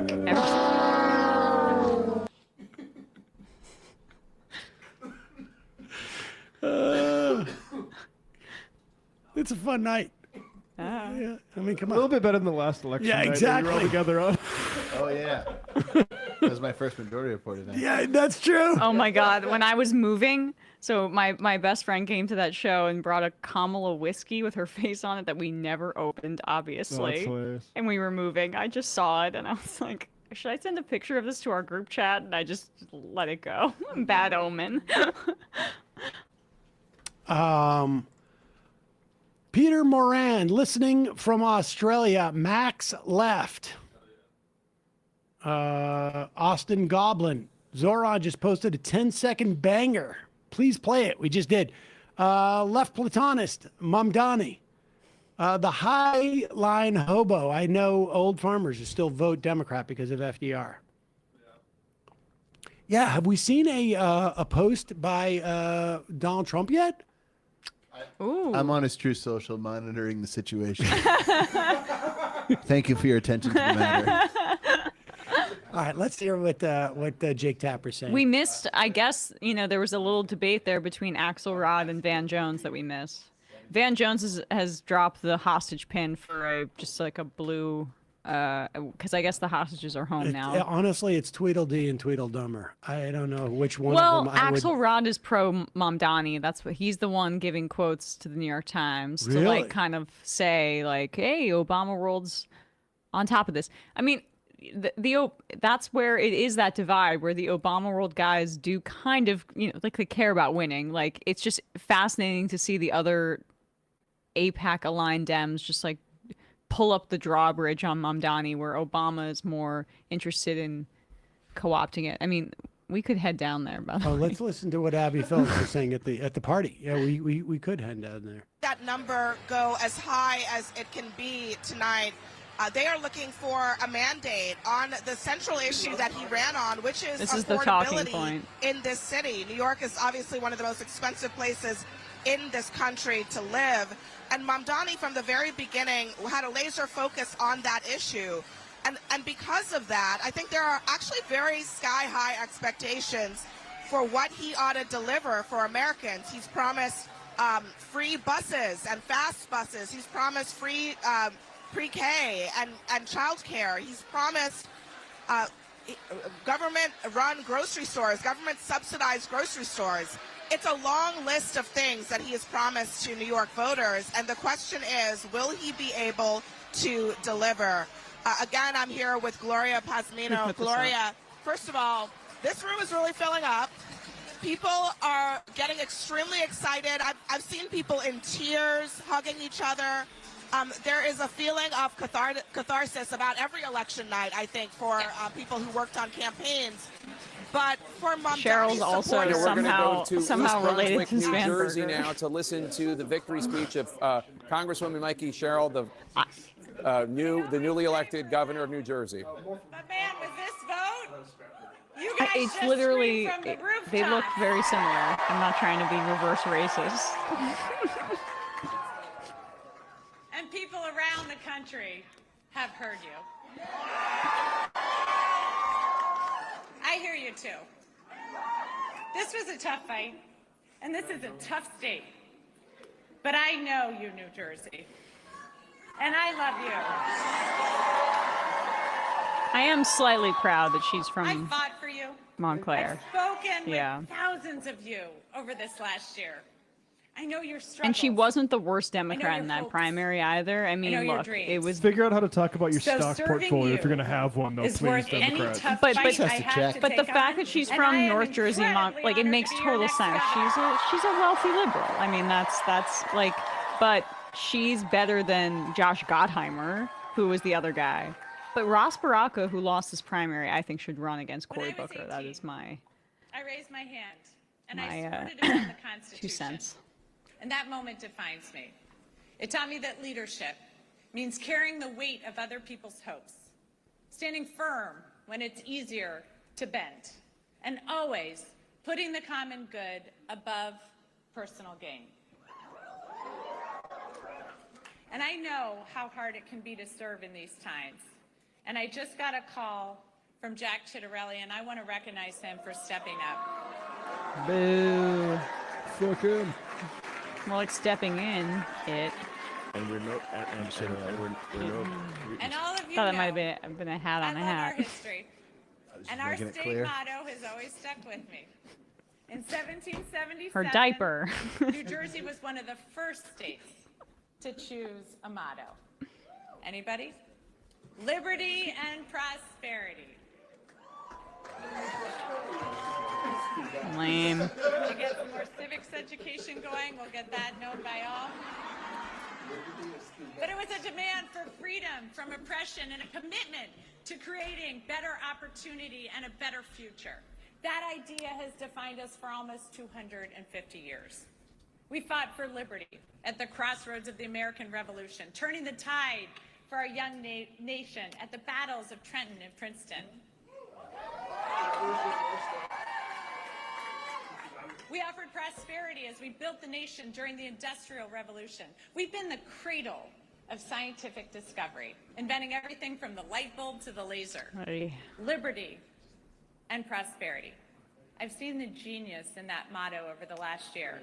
You know what I love about, first of all, so essential she's a in North our Jersey lady democracy. trying to talk about Trenton, And as which the is funny. president is backing away from this Do you know what ideal, the, cutting snap, can you just ripping turn it away down healthcare, slightly?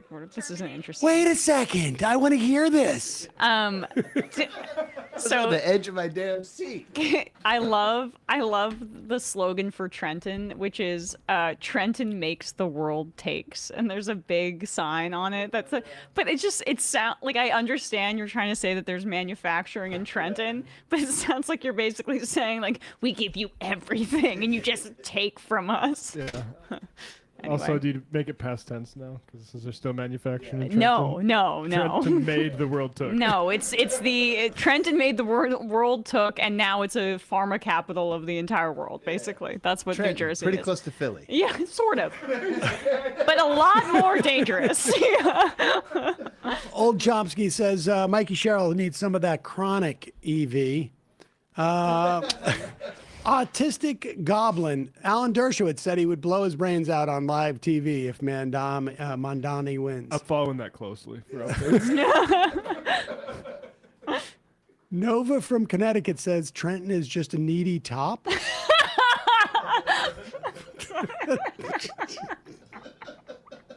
Oh my god. You gotta reel it in a little bit. Hey, Emma, folks at HR need to talk to you for a bit. I didn't send that. Oh, we got our first True Social from Trump.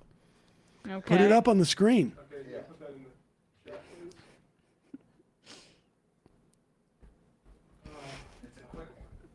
It's a quickie.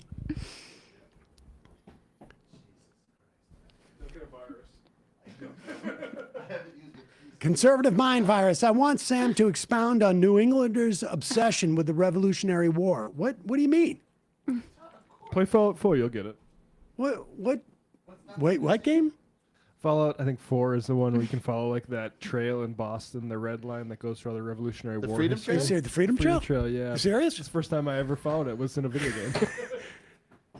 Well, I've been on the Freedom Trail multiple times. I mean, why wouldn't you? Every great comedian out of Boston was a tour guide on that. It's right there. It's right there. So I got Truth Social here, ready with a wide shot. I sold fake leather bags on the Boston Common. Before you get to the tweet, the newest tweet, you will see there's a premium MyPillow ad.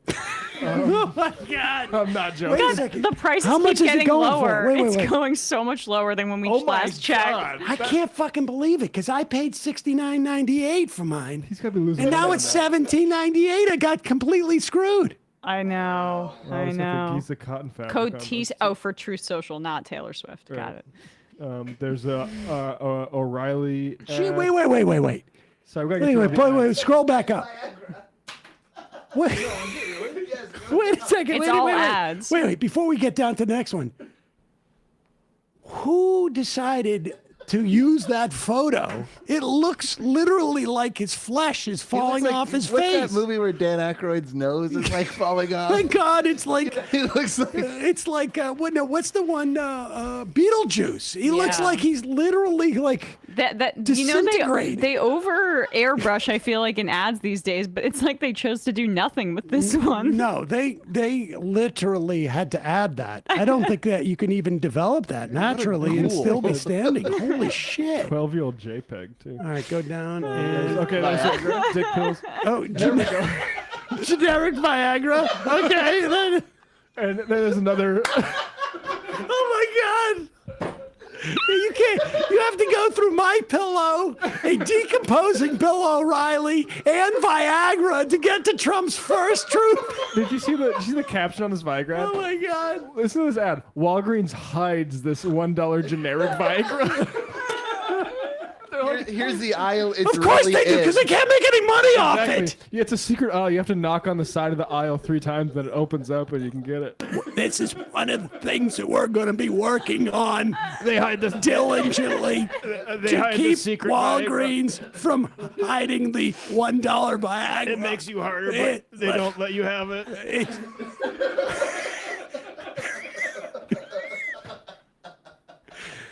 Big Pharma is trying to keep you from getting the $1 Viagra.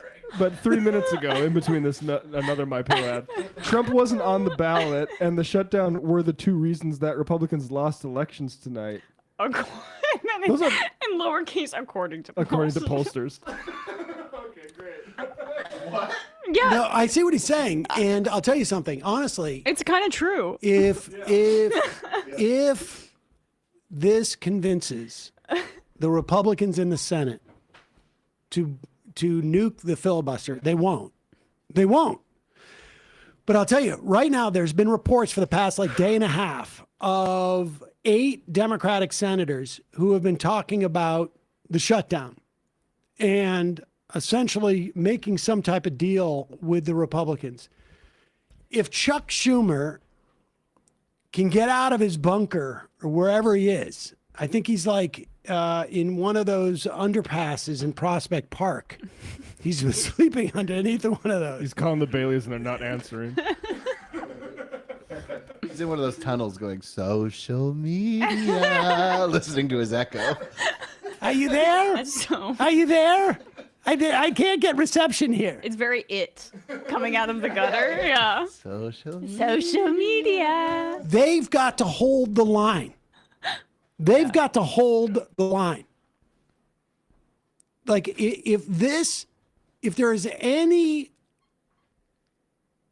the Democrats need to take this and bank this, and they need to hold the line because Trump is now going to go ballistic and blame the shutdown and blame Republican Senate and John Thune. He's going to go ballistic on them. And the Democrats have to not let the Republicans off the hook. The pressure is on them. These results for a candidate who is running on the intense mantle of pragmatism and, someone who wins running against a candidate named Shittarelli, who basically says we need to have the average person pay more taxes.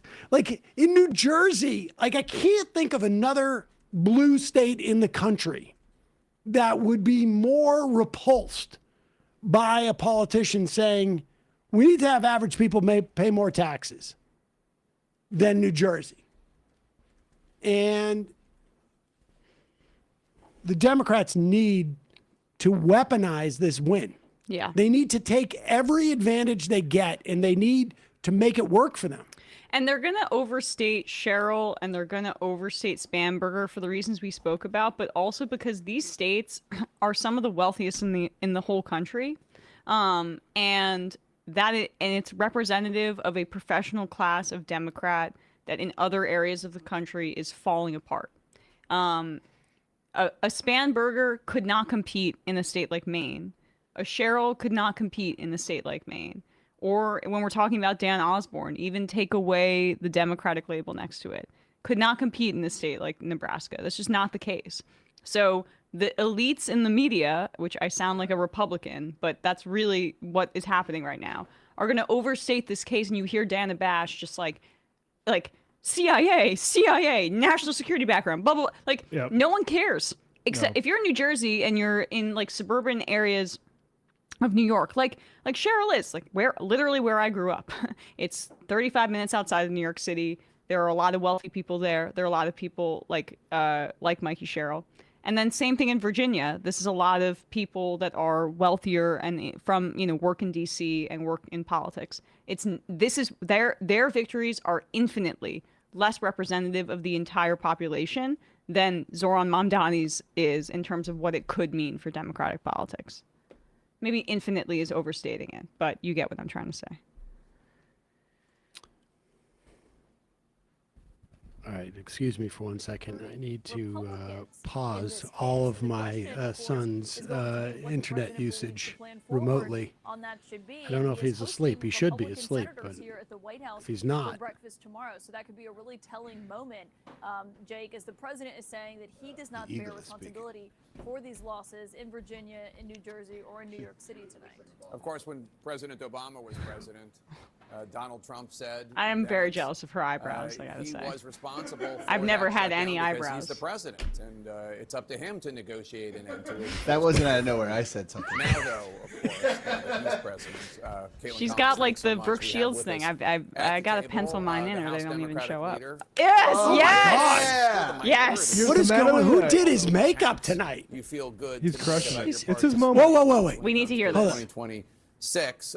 What is your reaction? Well, I'll just give you the gimme. Tell us what you think about these results that are coming in. Well, I congratulate all of the candidates. These are candidates like Mikey Cheryl and Abigail Spamberger, who, of course, I've served with in the United States Congress. They're incredible public servants. They've run great campaigns focused on driving down. Oh, now he's showing a picture of and turning things around in the United States of America. There's because this under Donald image Trump and of Republican policies, Mamdani's it's been a complete party, and he total doesn't say a disaster. word about And the Mamdani. American people understand that, and they've Tapper's made gonna that ask very in clear. as soon. In Virginia, in New Jersey, in Pennsylvania, Bash. in Georgia, and in state and local The other states that I don't elections live in. down ballot all across America. Are you worried And about so, Sharia law in I New think York City? From our point of view, we're going to How about the continue, candidate that won your to districts make in the clear to primary by American 12 people, points? We want to drive down the high cost of living.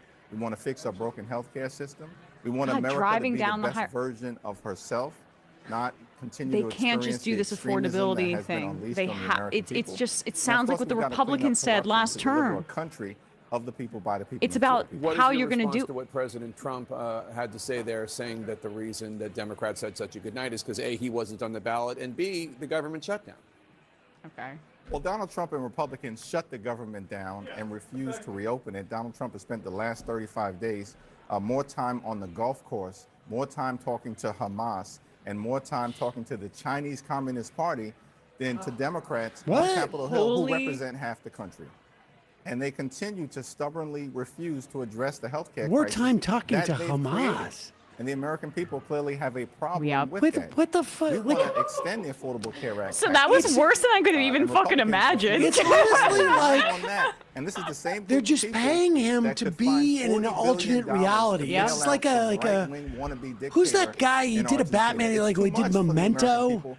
and Memento? no, wait, who is the guy who did like the Christopher Nolan? It's like a Christopher Nolan Inception. movie. Well, yeah, but like they put him in. Oh. Did he do Memento? I too? haven't Like seen they Memento. put him in like he's in an alternate plane, talking to donors. People in some type of alternate universe. Donors. Like, yes, it's just insane. Donors, though, right? Like we talked about this. How does he get away with these platitudes? And it's because he uses. I'm sorry, but like he is a black man that goes into very white, wealthy spaces and says what they want to hear, and they get to clear their conscience and feel anti-racist by donating $1 million to the Democratic Party. He has no rhetorical skills outside of like actually trying to raise money. It's clear. Well, in New York City, of course, I congratulate Zoran, and he ran relentlessly focused on addressing the affordability crisis that the people in New York City are experiencing. He did that in the primary, and he stayed on message throughout the general election. And now it's incumbent upon everyone in New York City, those that supported the next mayor, the mayor-elect, and those that didn't, to make sure that he's as successful as he can possibly be on all the things, including, perhaps most importantly, affordability, and on the issue of public safety. And you know the Republicans, I'm sorry, are Public already, safety. it's basically like, remember the Giuliani noun verb 9/11, now it's noun verb. Mamdani is a communist, and that's where the Democrats are right now. So these people got crushed all across the country, and this is the best that they can come up with. The American people... Dude, it's what you were saying 3 weeks ago. You promised to lower the high cost of living. Affordability was on the ballot today, and Democrats... Can you say how you're going to do something about affordability? Like all of this defense, even this argument where they're absorbing Mamdani's success is defensive. There's nothing proactive. What are you going to do to address affordability? Out of control, and now Republicans refuse. We know prices are out of control. They're just mirroring what the Republicans did last cycle. Tens of millions of people are about to experience dramatically increased premiums, copays, and deductibles. Republicans can bury their heads in the sand. They tried this effort in New Jersey already, across the Hudson River from New York City. It failed. Mikey Sherrill blew out all expectations, literally in the same Sherrill did not market. blow out all expectations. That's not accurate. We're going to stay the course. The idea that Sherrill should not have had a resounding victory with a president who has a minus 18 approval rating blown out in California. In the first year in office, it's literally unheard of. Has there ever been a president in terms of the first year of his first term that has had this low approval rating in the modern history of the American democratic experiment?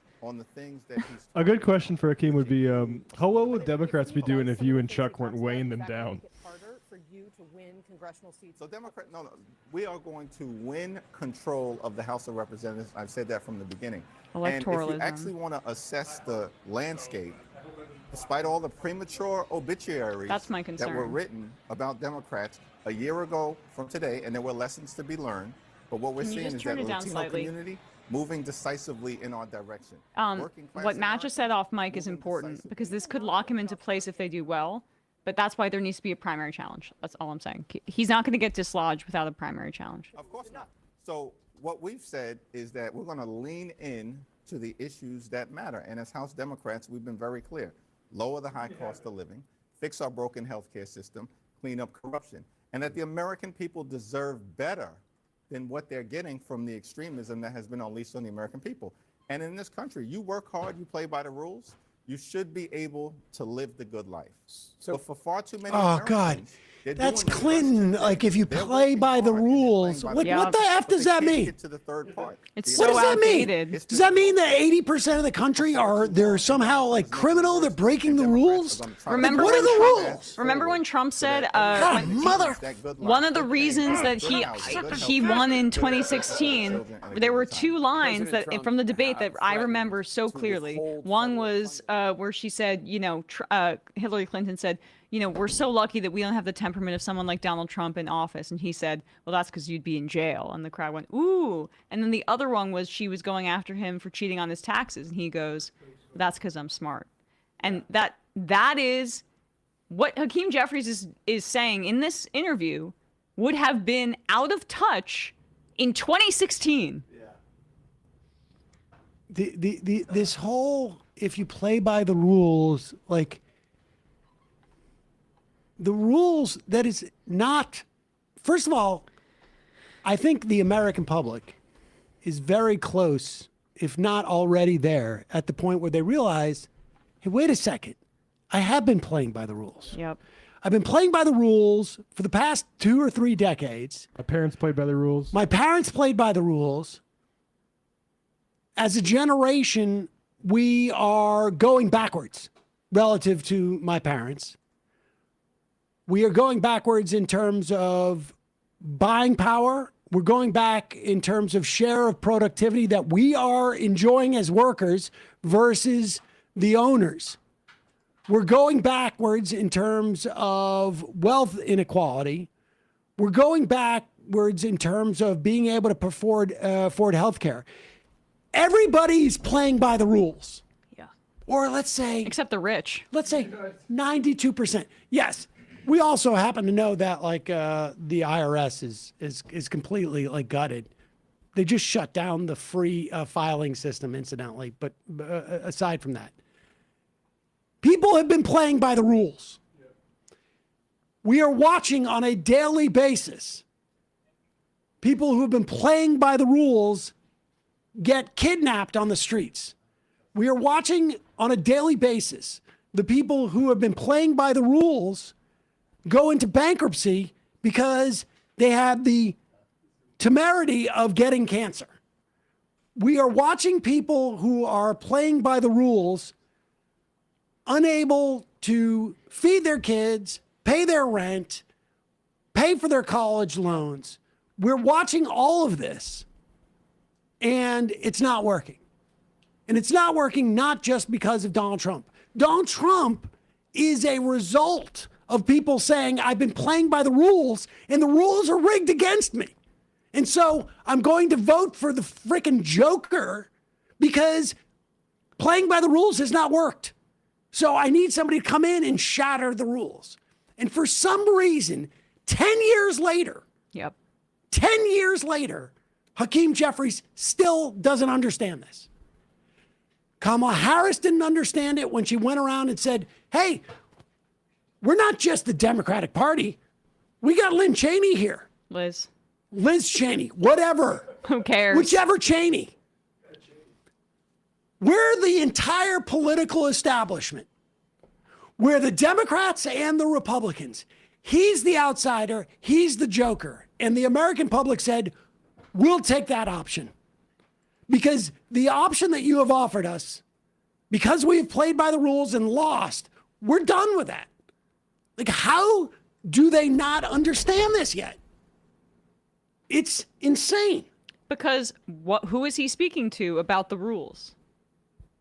Who doesn't want the rules changed? Just to bring it back to my initial People point. are winning! Two fridge having people. Why do 7 out of 10 Americans per Washington Post ABC Ipsos think the Democratic Party is out of touch versus 6 in 10 who think the Republican and Party and Trump is out of touch? Insanity. The guy's building a Gilded Age style ballroom as they're cutting SNAP benefits for over 40 million Americans after presiding over the largest cut to the program since its inception in the Great Depression. That's the less out of touch party. But when Hakeem Jeffries gives an answer like that, that doesn't even meet the, like, in terms of, like, you could be lying, but it doesn't even recognize the temperature in the room. He's putting on a coat when it's freaking 90 degrees in there. Like, that is the problem. Because you have to at least aesthetically act like you see what people are going through. Playing by the rules, the amount of desperation that people are experiencing right now is like seismic. We're about to approach, Great Recession levels in terms of, I don't know, the affordability crisis, not to use their own term. But they can't say affordability and not talk about taxing the rich to alleviate it. They're just mirroring what the Republicans said in the last election cycle. Go ahead, Matt. Sorry. Lila Luca tells me that Execrable gifted 100 subs in Twitch. Holy crap. Wow. I mean, execrable. Execrable. Holy excrement. Yeah, holy excrement. Execrable. Poggers. Thank you so much. Hype train.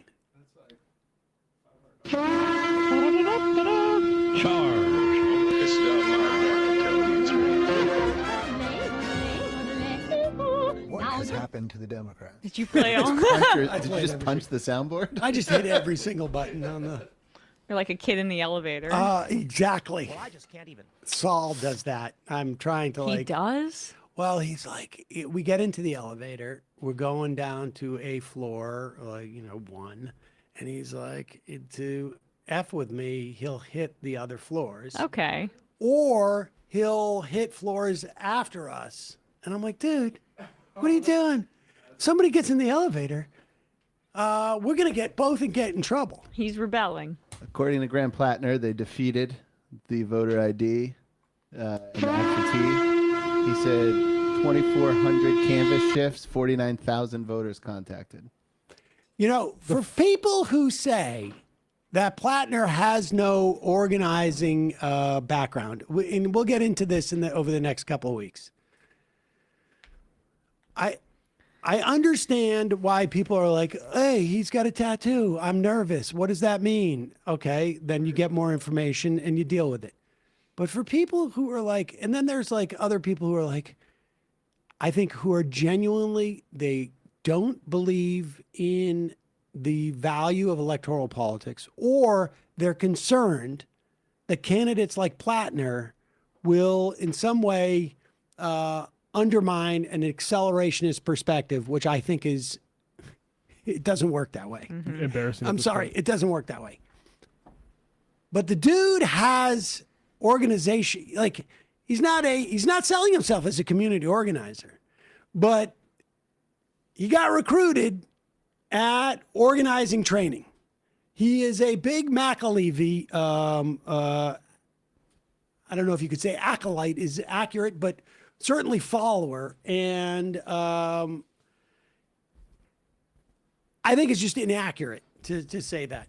But we'll talk about him. But having that kind of a ground game, as people used to call it, and now then the Democrats decided they could do it all through media. But that's what Zoran proved. That's what Graham's proven. You need people on the ground. That's why, if Fate is close to Fry, and it's not looking great right now. It's going in the wrong direction. But to the extent it was close, it's because of that. Stam's tent poll says that NBC just called it Democrats pulled off a stunning victory in the 2025 Pennsylvania State Supreme Court election.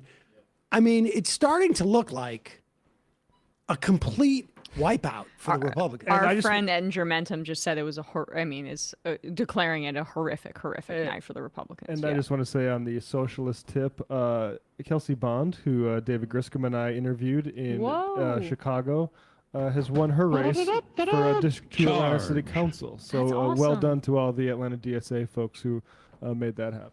We got a super chat that said the school board election in our county, Douglas County, Colorado, which is still deep red, seems to be headed for a clean sweep for Democrats after the current board pushed out the previous one for not being conservative enough. Hold on. I got some news. Yeah. We just got an IM from Chuck Schumer. I'm very proud to announce my endorsement for Donnie to be the next mayor of New York City. Wait. Can we put this up, actually? Can we go back a little bit? Positively for their candidate of the vote when you're voting for your candidate as opposed to just voting against his opponent. I'm curious. Here, among Mamdani voters, this is his coalition, his voters, 86% of Mamdani voters told us they cast their vote in support of their candidate. Wow. First time I ever voted for and not against. Only 12% Proudest general election candidate. I got to be honest. I'm a little surprised by that. I would have thought that number would have been closer to like. Don't go. Compare. 70-30. Compare. See, I just didn't want you to skip ahead. Cuomo lost. 46% voted I'm sorry, I thought you positively were going for ahead. their candidate. But more, the plurality here, 49% of Cuomo voters voted against. That makes sense to me. Cuomo's Take an L, opponent. It's guys. like a negative motivation vote. We also Or this see is that seamless. on the candidate qualities among Mamdani voters. Is this the true? Most important candidate quality, 41%. They were looking for someone who brings needed change. Another 29%, somebody who works for people like me. So change. Exit agent polls, and guys, an take empathetic yeah. figure. Compare that to the Cuomo. Here's the coalition. thing that I also Cuomo's am voters just sort of just like 50% completely said flummoxed they were by. looking for someone with the That Democratic consultants and politicians don't seem to understand. Every election now is a change election because people are fucking pissed off. They don't like what's going on right now. And so it's always change. People don't need to know anything about politics. Everybody watching tonight knows, like, it's just, you're just much more informed about politics than like even the median voter, I would say. And the median voter just knows this sucks. I want something different. And then which candidate is providing something that's different? I don't know if this is true. This person keeps. You want to hear what AOC has to say? Though? Yeah. Lila Luca says Ian Ruschel just donated 200 subs. Poggers. Is that true? Is that possible? I don't even know how you do that. Can we unmute this just so we can hear AOC? And lean in to the promise of our party, and that we don't have to be afraid of the future, and we don't have to be afraid of our young. What do you think it also says that the Democratic Party across the board tonight in all of these major races in Virginia, in New Jersey, down ballot, up ballot, had these victories? I mean, is there room in the Democratic Party for both moderates like Mikey Sherrill and Abigail Spanberger and also a Zohran Mamdani? Well, I think it's not just a message about Democrats. It's a message about our entire country. I think that Americans are appalled by what they are seeing coming out of this administration. What you just said, Sam. They are appalled by the cowardice of Congress, by these Republican majorities in the House and in the Senate. Well, a little more partisan, but still. They see Donald Trump now for who he is, which is a handmaiden to billionaires and a handmaiden to corporate interests that are making... Handmaiden is an interesting choice of words. And I think that they want to send fighters in every single pocket. She's kind of keying into this more like trying to trigger Stephen Miller too, I think, by being a Latina woman. And it's really not hard. As he has in recent days, that he will give only the bare minimum to New York as a result of this election. What do you say to that? I think he should be careful about the threats that he issues and what cities he threatens, because New York City is not a city as we see from this electorate. These are not people, and our people are not people who easily back down, who take well to threats. And I just don't think that Americans take well to leaders who try to coerce them through hostile messaging. I think they want public servants who work for them and not against them. And I think that the results that we've seen in Georgia, in Virginia, in New Jersey, and in New York City demonstrate that. What should Democrats do going forward? Because there is a lot of data now, both what happened tonight, but also some polling that shows a deep dissatisfaction with the Trump administration. The government is still shut down as we speak. What's the next step? Well, as we know, Mike Johnson has refused to call the House of Representatives back into session. It's been about a month now, and we have federal workers that have been laid off. We have federal workers that are not taking paychecks. We have SNAP recipients that this administration has essentially indicated, and this president has indicated, that he is willing to starve them in order to coerce them into supporting him. And this is a very grave and dangerous moment. So you think that the party should continue to hold out? No negotiations? I mean, I think this Republican leadership refuses to even seriously engage in any sort of negotiation or attempt to reopen the government. I think that Democrats stand at the ready to do so, but the Republican majority simply isn't even calling on Hakeem Jeffries or in any of the Democratic Party for a serious negotiation to make this happen. So the Senate Democratic leader, Chuck Schumer, did not Zohran endorse is the in this first race. He did mayoral not endorse candidate in New Mamdani York and City to wouldn't win say a how he million voted. votes What's your since. response to that? Want to guess? Well, what I think Lindsay. is so impressive 1969. Would that be Lindsay? Lindsay? No, Lindsay would have been prior. The term prior that came out to vote to for 69. him is that he had to not just defeat a Republican. He had to defeat a What was- Republican. wasn't he and around the old MLK's guard of the assassination Democratic Party at the when he same was time. elected? He was fighting Am a I war crazy? on two fronts and not just one. I was only And he 15 still at that won time, so I don't. resoundingly. And I think the message No, I I'm gonna turn AOC down for a second. It was Lindsay. Yeah. Lindsay was the last candidate to win a We million. got a votes. word from one of the most 12% of the votes. voices I of can't the believe night. I nailed that. Good job. That's pretty good. Bill Ackman, at Zohran Mamdani, congrats on the win. Now you have a big responsibility. If I can help NYC, just let me know what I can do. I have one Self-support. suggestion. I have a suggestion. Get the fuck out. Get the fuck out. Yeah, right. We're done. Yeah. You're done. You've done all you can. Appreciate your service. Goodbye. Enjoy New York. Enjoy Florida. So you don't have to pay your 2% tax on your fucking $1 billion, you piece of garbage. Otto Matleck. Way to have the DNC buy subs on your Twitch channel and appear clueless, Sam. We're standing by to hear from New York City's mayor-elect, Democrat Zoran Mamdani. After his big win, Democrats already celebrating. What's going on with the orange Keep hats? their momentum in the Zoran, Is that- orange, California. orange and blue, Gavin yellow and Newsom blue, for districting yellow and blue. opposition. Yeah. We're watching long There's a lines lot of outside purple polling going on places there. there with just minutes left until the polls close. Socialists. Oh, that's the Prop 50. Prop 50. Japanese people always take things and put their own spin All right, on let's it. mute this. bread. I'm just All right, let's read some. We don't need to watch the ads. Tony Shilhu, man. All right. What's he doing? He's got a show called They have Baking Bread. cooking, He's got a bread show. cooking shows, I guess, on CNN now. All right. Media's awesome. I'm An not awesome gonna. I'm place, not gonna right? judge. I'm not gonna judge that. That's fine. It's supposed to be cool, right? Cuomo's for Bronco. Matt Leck, if you're reading this, give me a vibe check on Omar Fateh. Maybe next time. That's it. Minnesotans know what that's like. Yeah. It stinks, but you know, I mean, it was always a really, really long shot, and with the DMFI. Got a new True Social that's pretty relevant to tonight from Donald Trump. You What wanna is throw up is his he our lyrics next again? guest? Yeah, put it over here. But just a final note on Fateh. I think he ran a really good campaign. I think, it wasn't quite ready, and like Fry didn't have the liabilities that Cuomo had, certainly.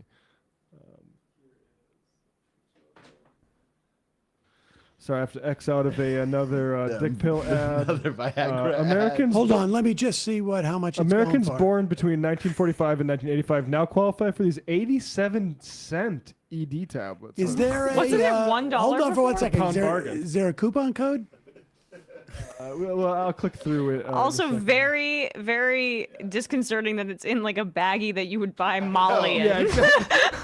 Use coupon code TALO. Is this it? Nope, that's another Bill O'Reilly ad. Bill I O'Reilly. want you to. Oh, the bag is compostable.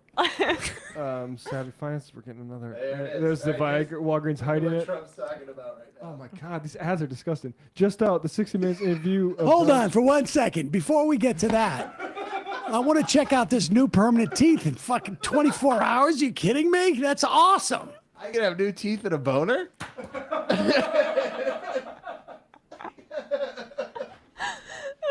This is.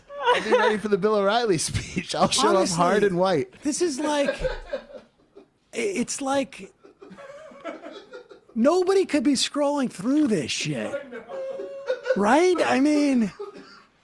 This is the first time, honestly, I think I've ever been on Truth Social.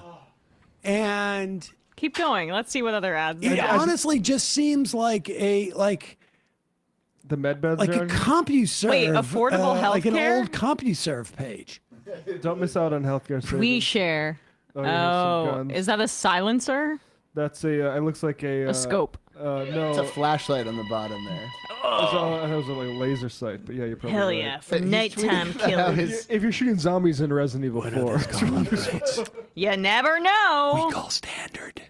More permanent teeth in just 24 hours. You fucking compare kidding me? prices. That's nothing. weight loss. 24 hours. You can affirm some weight loss drugs. Oh, that's great. You know what Affirm is, Sam? Yeah. That's the well, Once you're skinny, No, you you'll be able to pay it work off. harder. You pay it off. Like you lose a couple of DoorDash pounds your per month. McDonald's and you get to Klarna that, right? So like 4 payments of $7. Oh, here we go. over- Dream singles. Interesting. I'll bookmark that for later. Let's see if that's a coupon code. Somebody on use that. those new teeth. Another one. Hello.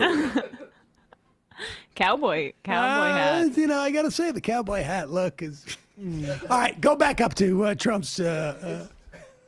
And just also send me the link to the. The woman in the cowboy hat. Send me a link to that Bill O'Reilly speech. It's just that 60 I'm minutes. joking. It's 60 minutes did well. Highest Just rated saying 60 that minutes in to, years. That's what matters. Not the electoral failure of your political party at the ballot box. That's the way. What's I going test on? if my girlfriend's still watching. I just say I'm joking about that. Did she text you? You're just I'm wait a in minute or trouble. two. I have to. Folks, I'm done with the show. I have to go. Okay. Oy. Big party here, like what you're seeing in New York City. Governor Newsom is very suspicious, or I should say superstitious, about election nights. So what we see, the setup behind us, is the exact same setup that he did when he was facing a potential recall back in 2021, which essentially come out here, make a statement to the press. All right, this is away, referendum don't have a 50, big but let's see the party. Trump in 2021, truth social. that worked well. So he brought back the entire band. Basically, the campaign. That's supposed to be a team is snore, back, but it was a little and we were bit. able to It's a little too aggressive. A very for a fast snore. campaign, just 59 days. Oh, Cuomo's conceding. Let's get to Cuomo's conceding. I want to see this. Did they call this a snuff film? Is he actually going to even show up in person? It's That's going to be impressive, AI. because that'll be the first time that he's done. Donald Trump. The folks Do we have on it? the no side are trying to make it about California issues. We do. Oh, yes. You are New York patriots. Flanked by his daughter. Those are his daughters, right? So you know, a man. I want to thank my daughter for letting me live in her apartment. If you're a man and the coin flips 50-50 and the girl comes out, you are absolved of all sexism, misogyny, and even sexual assault. Was to contest the philosophies that are gotta shaping get lucky. It's like the gambling. Democratic Party, the future of this city, and the future of this country. Why are you talking about the Democratic Party? Wait. bro? That's important. Because if Cuomo understands this was a test of democratic philosophies, I take him at his word. Partisan politics. It brought together Democrats and Republicans and independents, To lose. joined by the simple fact Twice. that their first allegiance is as citizens of New York City. The only time I've seen him with energy for this whole campaign. It, honestly, He's so fired He's up. relieved. It's over. 2 million votes. Hey, Andrew, some of the folks are feeling like you didn't really put much effort into it. Could you just make it seem like you're really Maybe don't wear driven for the flip-flops speech? to the lectern. Listen, it's another 20 minutes. Just put in the best 20 minutes and nobody's going to ask for their money back. That is the highest percentage in modern history. Go to Florida, you fucking... This is like what Trump said. I got the most votes, except for one guy. You're right. Then when 2020. Cuomo got 40% on an independent line against Ed Koch in 1977. When you It's also important came up with the slogan, vote for Cuomo, not the homo. of New York Go to Florida. not vote to support a government agenda that makes promises that we know cannot be met. We support an economy. Tequila Willie's is waiting for you in Boca Raton, bitch. That's what New York is. Good things can't happen. New Woo! York must remain. You Oh, don't go even grab some live grapefruits. here. In his head, it's like, if you like pina coladas. And we believe in law. That's why he's so excited. He's like counting down the words Yeah. until he can go off But there's a to. car waiting to take him to JFK Yes. outside right now. Is this motherfucker trying to like give a campaign speech now? He's Honestly, go fuck yourself. Join Get ticket. the fuck out. Join ticket. Rahm Emanuel Cuomo. Not even half of your voters voted for you. And we have Not even half of your voters voted for you. for discrimination of any kind by race, religion, sexual orientation. Which is why Or Goran's gonna do Italianism. 9/11. Any behavior. Or against people from a certain peninsula. Claims of anti-Semitism. Oh, fuck you. Or anti-Italianism. Same thing. Our strength is our unity. Black, white, brown, Christian, Muslim, Jewish, Italian. Buddhist. We are one. We are the family of New York. We believe in interconnection and mutuality and codependence. And you attack one of us, you attack all of us. Is he quoting that guy from Spider-Man 2 on the subway? No one and You groped one of us, you groped all of us. And remember, with great power comes great responsibility. Great opportunities to abuse the power. to make that point. A caution flag that we are heading down a dangerous, dangerous road. Of it. Sharia law. Well, we made that point. This is his last speech. Give it to They him. heard us. Yeah. And we will hold them to it.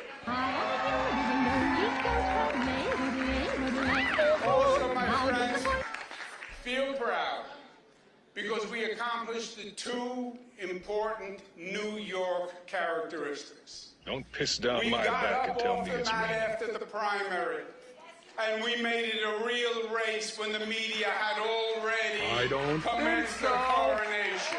I don't think so.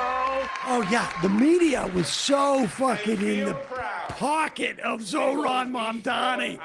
The fucking corporate media just sucking up to the fucking socialists. It's so typical. How many years are we gonna have to endure this? Where the media just kisses the ass of the socialists. I cannot talk about it without crying. That is not right. That ain't this. That's got nothing to do with it. That is not right, and that is not us. That is not us. Apparently it is, Chief. Wait, what did they say? We'll go back.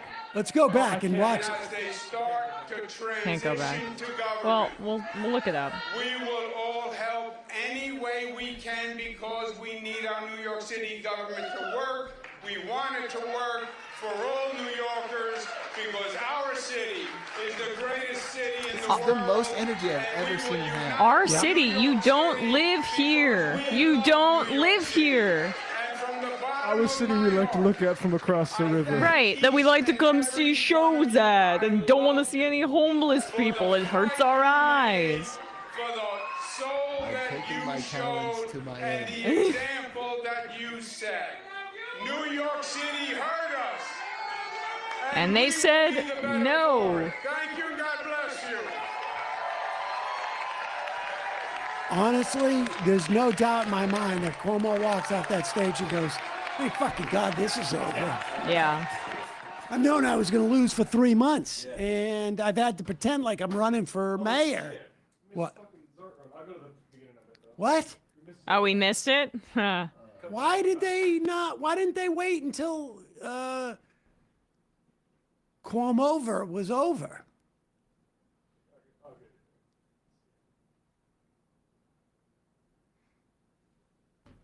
All right, well, we missed it, I guess. We can't go down the road to see it. Or it'll be a little while, ways away, but Excuse me? nothing.